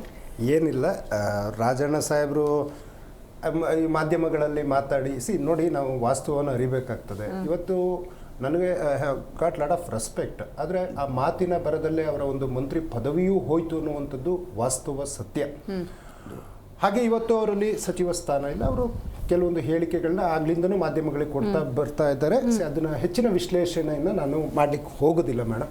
ಫೈನಲಿ ಏನು ಹೇಳ್ತೀನಿ ಅಂದರೆ, ಈಗ ಒಂದು ವಿಷನ್ ಇರಲಿ, ಯುವ ಕರ್ನಾಟಕ ನವ ಕರ್ನಾಟಕ ಅನ್ನುವಂಥ ಒಂದು ಮೋಟೋ ಇಟ್ಕೊಂಡು DK ಶಿವಕುಮಾರ್ ಅವರು ಹೊರಟಿದ್ದಾರೆ. ಕೆಲವೊಂದು ಸರಿ ಸ್ಟಾರ್ಟಿಂಗಲ್ಲೇ ಸ್ವಲ್ಪ ಟ್ರಬಲ್ ಆದಾಗ ಅದ್ರ ನೆಕ್ಸ್ಟಿನ ಸ್ಪೀಡ್ ಇದೆಯಲ್ಲ, ಅದು ನಮ್ಮನ್ನು ತಡಿಲಿಕ್ಕೂ ಆಗೋದಿಲ್ಲ, ಹಿಡಿಲಿಕ್ಕೂ ಆಗೋದಿಲ್ಲ. ಎಲ್ಲವನ್ನೂ ಸರಿಪಡಿಸ್ಕೊಂಡು ಎಲ್ಲ ಸಮಸ್ಯೆಗಳು ಸಣ್ಣ ಪುಟ್ಟದಿರ್ತದೆ ಬಗೆಹರಿಸ್ಕೊಂಡು ಈ ನಾಡಿನ ಜನತೆಗೆ ನಿಮ್ಮವ್ರು ಸಪೋರ್ಟ್ ಮಾಡ್ತಾರ ಹಿರಿಯ ನಾಯಕರೆಲ್ಲ? 100ಕ್ಕೆ 100. ಅದಕ್ಕೂ ಮತ್ತೆ ಹೈಕಮಾಂಡ್ ಇಂದ ಹೇಳಿಸ್ಬೇಕಾಗುತ್ತೆ, ಯಾರು ಟ್ರಬಲ್ ಮಾಡ್ರಪ್ಪ ಅಂತ. ಅಂದ್ರೆ ಯಜಮಾನರು ಬೇಕೇ ಬೇಕು ಮೇಡಮ್. ನಮ್ಮ ಹೈಕಮಾಂಡ್ ಯಾವ ರೀತಿ ಒಂದು ಯಾವುದೇ ಡಿಸಿಷನ್, ಈಗ ನೋಡಿ BK ಹರಿಪ್ರಸಾದ್ ಸಾಹೇಬ್ರು ನಮಗೆ ಗೊತ್ತೇ ಇರಲಿಲ್ಲ, TV ಮಾಧ್ಯಮಗಳ ಚರ್ಚೆಗಳೇ ಬೇರೆ ಇತ್ತು. ಆದ್ರೆ ಇವತ್ತು ಒಬ್ಬ ಗ್ರಾಸ್ ರೂಟ್ ಲೆವೆಲ್ನ ಒಬ್ಬ ಸೇವಾ ದಳ ಆಗಿರ್ಬೋದು, ಯೂತ್ ಕಾಂಗ್ರೆಸ್, NSUಗಳು ಸಂಪೂರ್ಣ ಎಲ್ಲಾ ಘಟಕಗಳಲ್ಲಿ ಕೆಲಸ ಮಾಡಿ ಅವ್ರ ಸ್ಟೇಟ್ಮೆಂಟ್ ಮತ್ತೆ ಗೊಂದಲಕ್ಕೆ, ಯಾರಿಗೆಲ್ಲ ಅಧಿಕಾರ ಬೇಕು ಅವರಲ್ಲೂ ಹೋಗಿ ಯಾರು ಕೆಲಸ ಮಾಡ್ತಿರಲಿಲ್ಲ. ತಪ್ಪೇನಿಲ್ಲ. ನೋಡಿ ಸರ್ಕಾರ ಅಂದ್ರೆ ಒಂದ್ ನಿಮಿಷ, ಸರ್ಕಾರ ಅಂದ್ರೆ ಅಧಿಕಾರ ಇರ್ತಕ್ಕಂಥದ್ದು, ಪಕ್ಷ ಅಂದ್ರೆ ಸಂಘಟನೆ ಇರ್ತಕ್ಕಂಥದ್ದು. ನನಗೆ ಪಕ್ಷ ಸಂಘಟನೆಯ ಕೆಲಸವನ್ನ ಕೊಟ್ಟಿದ್ದಾರೆ. ನನ್ನ ಜೊತೆ ಬಂದು ಪಕ್ಷದ ನೋಡಿ, ನಾನು I want to be the karyakarta ಅಂತ ಹೇಳ್ತೀನಿ. ಯಾಕೆಂದ್ರೆ you are with BK Hariprasad, I am with DK Shivakumar ಸಾಹೇಬ್ರು, I am with BK Hariprasad ಸಾಹೇಬ್ರು, I am with Mallikarjuna Kharge ಸಾಹೇಬ್ರು, ಐ ಆಮ್ ವಿತ್ ಪರಮೇಶ್ವರ್ ಸಾಹೇಬ್ರು, I am with everybody. Congress ಅಂದ್ರೆ ಕುಟುಂಬದ ಸದಸ್ಯ ನಾನು ಎಲ್ಲರ ಜೊತೆಗೂ ಇರ್ತೀನಿ ಮೇಡಮ್. ರೈಟ್. ಉಮೇಶ್ ಅವರು ನೀವು ಹೇಳಬೇಕು, ವಾಟ್ ನೆಕ್ಸ್ಟ್ ಏನಾಗುತ್ತೆ? ಈ ಸಂದಿಗ್ಧತೆಯನ್ನು DK ಶಿವಕುಮಾರ್ ಅವರು ಟ್ರಬಲ್ ಶೂಟರ್, ಕನಕಪುರ ಬಂಡೆ ಹೀಗೆಲ್ಲ ಕರೀತಾರಲ್ಲ, ಚುನಾವಣಾ ಚಾಣಕ್ಯ, ಸಂಘಟನಾ ಚತುರ, ಮುಖ್ಯಮಂತ್ರಿಯಾಗಿ ಅವ್ರ ಜವಾಬ್ದಾರಿ ದೊಡ್ಡದಿದೆ. ಇದನ್ನು ಸಣ್ಣ ಪುಟ್ಟ ಸಮಸ್ಯೆ ಅಂತ ಕರೀಲಾರೆ, ಏಕೆಂದರೆ ಸ್ವಲ್ಪ ಜಾಸ್ತಿನೇ ಆಗಿದೆ. ಇದನ್ನು ನಿಭಾಯಿಸ್ಕೊಂಡು ರಾಜ್ಯದ ಆಡಳಿತದ ಬಗ್ಗೆನೇ ಗಮನ ಹರಿಸಬೇಕು. ಬರೀ 12 ಕತೆ ಹಿಂಗಾದರೆ ಇನ್ನು 20 ಕತೆ ಇನ್ನು ಎಷ್ಟು ದಿವಸ ಈ ಹೈ ಡ್ರಾಮಾ ನೋಡಬೇಕು ಅಂತ ನಾನು ಹೇಳ್ತಾ ಇರೋದೇನು ಮೇಡಮ್ ಅಂದರೆ, DK ಶಿವಕುಮಾರ್ ಅವರು ಏನೇ ವಿಷನ್ ಇದ್ರು ಈಗ ಸಾಕಾರಗೊಳ್ಳೋದಿಲ್ಲ. ಹೌದಾ? 2 ವರ್ಷದಲ್ಲಿ ಏನು ಮಾಡೋಕ್ಕಾಗುತ್ತೆ ಮೇಡಮ್? ಯಾವುದೇ ಒಂದು ಯೋಜನೆಯನ್ನು ಕನಿಷ್ಠ ಮಾಡಬೇಕು ಅಂದ್ರೆ 5 ವರ್ಷ ಬೇಕು. ಕರೆಕ್ಟ್. ಈಗ ಮುಖ್ಯಮಂತ್ರಿ ಬದಲಾವಣೆ ಆಗಿದ್ದಾರೆ, ಈಗ ಅವ್ರ ಕಾರ್ಯಕ್ರಮನೇ ಮುಂದುವರಿಸ್ತಾರೋ ಅಥವಾ ಇವ್ರ ವಿಷನ್ ಇವರು ಈಡೇರಿಸ್ಕೋತಾರೋ ಅಂತ ಭಾಳ ದೊಡ್ಡ ವಿಚಾರ. ಅವ್ರ ವಿಷನ್ ಹೋಲ್ಡರ್ ಇಟ್ಕೊಂಡಿದ್ರು 3 ವರ್ಷ. ಹೌದು. ಈಗ ಅವ್ರೇನು ಅನ್ಕೊಂಡಿದ್ರು, ನಾನು ಅವಾಗಲೇ ಮುಖ್ಯಮಂತ್ರಿ ಆಗ್ತೀನಿ 2023ರಲ್ಲಿ 5 ವರ್ಷ ರಾಜ್ಯವನ್ನು ಆಳ್ಬೇಕು, ನನ್ನ ಕನಸನ್ನು ಈಡೇರಿಸ್ಕೋಬೇಕು ಅಂತ ಬಂದಂತ ಬಹುಶಃ ಇರಬಹುದೇನೋ. ಈಗ ಅದಾಗ ಸಾಧ್ಯನೇ ಇಲ್ಲ.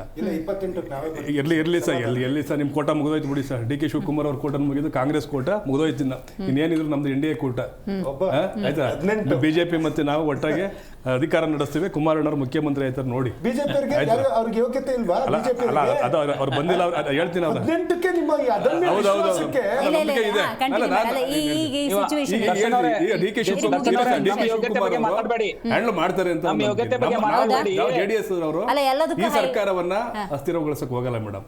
ಆಯ್ತಾ, ನಾವು ಇದ್ರ ಬಗ್ಗೆ ಕಾಮೆಂಟ್ ಮಾಡಕ್ ಹೋಗಲ್ಲ. ಅಂದ್ರೆ ಸರ್ಕಾರವನ್ನ ಮುನ್ನಡೆಸಿ ಒಳ್ಳೆ ದಾರಿಲಿ ಅಂತ ಹೇಳಿ ಹೇಳ್ಬೋದು, ಹೇಳ್ತೀನಿ. ಅಲ್ಲ ಇರ್ಲಿ, ನಾವು ಯಾಕೆಂತಂದ್ರೆ ಒಬ್ಬ ನೂತನ ಮುಖ್ಯಮಂತ್ರಿ ಆದಂಥ ಸಂದರ್ಭದಲ್ಲಿ ಸಾಂಪ್ರದಾಯಿಕವಾಗಿ ಅವರು ಪ್ರಧಾನಮಂತ್ರಿಯಾಗಿ ಮುಖ್ಯಮಂತ್ರಿಯಾಗಿ ಅದೇ ಅನುಭವ ಇದೆ.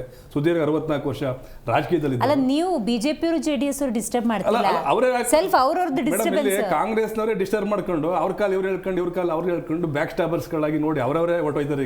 ಈಗ ಈ ಸರ್ಕಾರವನ್ನು ಉಳಿಸೋಕೆ ಯಾರೂ ಬೇಕಾಗಿಲ್ಲ. ಈಗ ಅಲ್ಲ, ಈ ಅಸಮಾಧಾನದ ಕಿಡಿ, ಅಸಮಾಧಾನದ ಕಿಡಿ ಹೆಂಗಾಗಿದೆ ಅಂತಂದ್ರೆ ಎಲ್ಲ ಬೂದಿ ಮುಚ್ಚಿದ ಕಿಡಿ. ಇನ್ನು 20 ಜನ ಬರ್ಬೇಕು ಒಳಗಡೆ, ಅವ್ರು ಇನ್ನೇನಾಯ್ತವ್ರು, ಅಲ್ಲಿ ಯಾರು ಬರ್ತವ್ರು ನೋಡಿದಿರ? ಇನ್ನು 20 ಜನಕ್ಕೆ ಖಾತೆ ಕೊಟ್ಟಿಲ್ಲ. ಈಗ ಇರೋರಿಗೆಲ್ಲ ಆಯ್ತು, ಈಗ 120 ಜನ ಇನ್ನು ಬಾಕಿ ಉಳ್ಕೊತಾರೆ. 136 ಸೀಟಲ್ಲಿ 36 ಜನ ಮಂತ್ರಿಗಳಾಯ್ತಾರೆ, ಕುಡಿ ಸಿಎಂ. ಹೊಟ್ಟೆ ಬಟ್ಟಿದ್ದೆ ರಿಮೈನ್ 120. ಅವನು ಸಂಭಾಳಿಸೋದು ಹಿಂಗೆ ಅಲ್ವಾ? ಈ ಸಂದರ್ಭದಲ್ಲಿ ನಾನು ಏನ್ ಹೇಳ್ತಾ ಇದ್ದೀನಿ ಅಂತಂದ್ರೆ, ಇದು 4 ಗೋಡೆ ಮುಂದೆ ಕೂತ್ಕೊಂಡು ಚರ್ಚೆ ಮಾಡಬೇಕಾದಂತ ವಿಚಾರ ಬೀದಿಗೆ ಬಂದಿದೆ. ಅಂದ್ರೆ ಕಾಂಗ್ರೆಸ್ನಲ್ಲಿ ಎಲ್ಲವೂ ಸರಿ ಇಲ್ಲ. ಈಗ ಅನೇಕ ಬಣಗಳಾಗೋಗಿದೆ. ಒಂದು ಪಾರ್ಟಿ ವೈಸ್ ಬಣ ಆಗಿದೆ, ಇನ್ನೊಂದು ಡಿ ಕೆ ಶಿವಕುಮಾರ್ ಅವ್ರ ಬಣ ಆಗಿದೆ. ವಾಸ್ತವ ಇದು ಒಪ್ಕೋಬೇಕು ಕಾಂಗ್ರೆಸ್ನವರು. ಮೂಗಿನ ಯಾರಕ್ಕೆ ಏನೂ ಆಗಿಲ್ಲ ಅಂತ ಹೇಳಿದ್ರೆ 4 ಗೋಡೆ ನಡುವೆ ಚರ್ಚೆ ಮಾಡ್ಬೇಕಾದನ್ನ ರಾಜೀನಾಮೆ ಕೊಡುವಂತ ಪ್ರಹಸನಕ್ಕೆ ಬಂದೈತೆ ಅಂತಂದ್ರೆ ಈ ಸರ್ಕಾರ ಉಳಿತದ? ಕೆಲವೇ ಅಣ್ಣಾಮಲೈ ಪರಿಸ್ಥಿತಿ ಜೆಡಿಎಸ್ ಸಾಧ್ಯನೇ ಇಲ್ಲ ಸರ್. ಯಾರ ಬಲ ಇಲ್ಲದೆ ನಾವು ಸರ್ಕಾರವನ್ನು ನಡೆಸ್ತೀವಿ. ಈಗ ಮೈತ್ರಿಕೂಟದಲ್ಲಿದ್ದೇವೆ, ನಾವು ಸುಭದ್ರವಾಗಿದ್ದೀವಿ ಅಂತ ಹೇಳಿ. ಸೊ ಒಟ್ಟಾರೆ ಸಿಚುವೇಶನ್ ನೋಡಿದ್ರೆ ಕರ್ನಾಟಕದ ಮುಖ್ಯಮಂತ್ರಿ ಡಿ ಕೆ ಶಿವಕುಮಾರ್ ಅವ್ರಿಗೆ ಆರಂಭದಲ್ಲೇ ಒಂದಷ್ಟು ಸಮಸ್ಯೆಗಳು ಎದುರಾಗ್ತಾ ಇದೆ. ನಮ್ಮ ವಿನಂತಿ ಏನು ಗೊತ್ತಾ, ಈಗ 12-13 ಖಾತೆಗೆ ಸಂಬಂಧಪಟ್ಟಂತೆ ಇಷ್ಟೊಂದು ಡಿಸ್ಟರ್ಬೆನ್ಸ್ ಆಗ್ತಾ ಇದೆ ಅಂದರೆ ಇನ್ನು 20 ಖಾತೆಗಳು, ಅದಕ್ಕಿನ್ನೊಂದು 3 ತಿಂಗಳು ತಗೊಂಡ್ರೆ ಇರುವಂಥ 2 ವರ್ಷದ ಅವಧಿಯಲ್ಲಿ ನಿಮ್ಮ ಅವಧಿ ಕಮ್ಮಿ ಆಗುತ್ತೆ. ಹಾಗಾಗಿ ಆದಷ್ಟು ಬೇಗ ಈ ಸಮಸ್ಯೆಯನ್ನು ಬಗೆಹರಿಸಿ ರಾಜ್ಯದ ಅಭಿವೃದ್ಧಿ ದೃಷ್ಟಿಯಿಂದ ಕೆಲಸ ಮಾಡಿ. ಜನಸಾಮಾನ್ಯರು ತತ್ತರಿಸಿದ್ದಾರೆ, ಬೆಲೆ ಏರಿಕೆಯಿಂದ ಕಂಗಾಲಾಗಿದ್ದಾರೆ, ಬದುಕು ಕಟ್ಕೊಳ್ಳೋದು ಕಷ್ಟ ಆಗಿದೆ, ಮಳೆ ಸ್ಟಾರ್ಟ್ ಆಗಿದೆ, ಬೆಂಗಳೂರು ಸಮುದ್ರ ಆಗ್ತಾ ಇದೆ. ಹಾಗಾಗಿ ಪ್ರತಿಯೊಬ್ಬರು ಕೂಡ ಮಾಡೋ ಕೆಲಸದ ಮೇಲೆ ಗಮನ ಹರಿಸಿ ಅಂತ ಹೇಳ್ತಾ ಇವತ್ತಿನ ಕಾರ್ಯಕ್ರಮ ಮುಗಿಸೋಣ. ನೋಡ್ತಾ ಇರಿ ಜೀ ಕನ್ನಡ ನ್ಯೂಸ್, ಸತ್ಯವೇ ಸುದ್ದಿಯ ಜೀವಾಳ.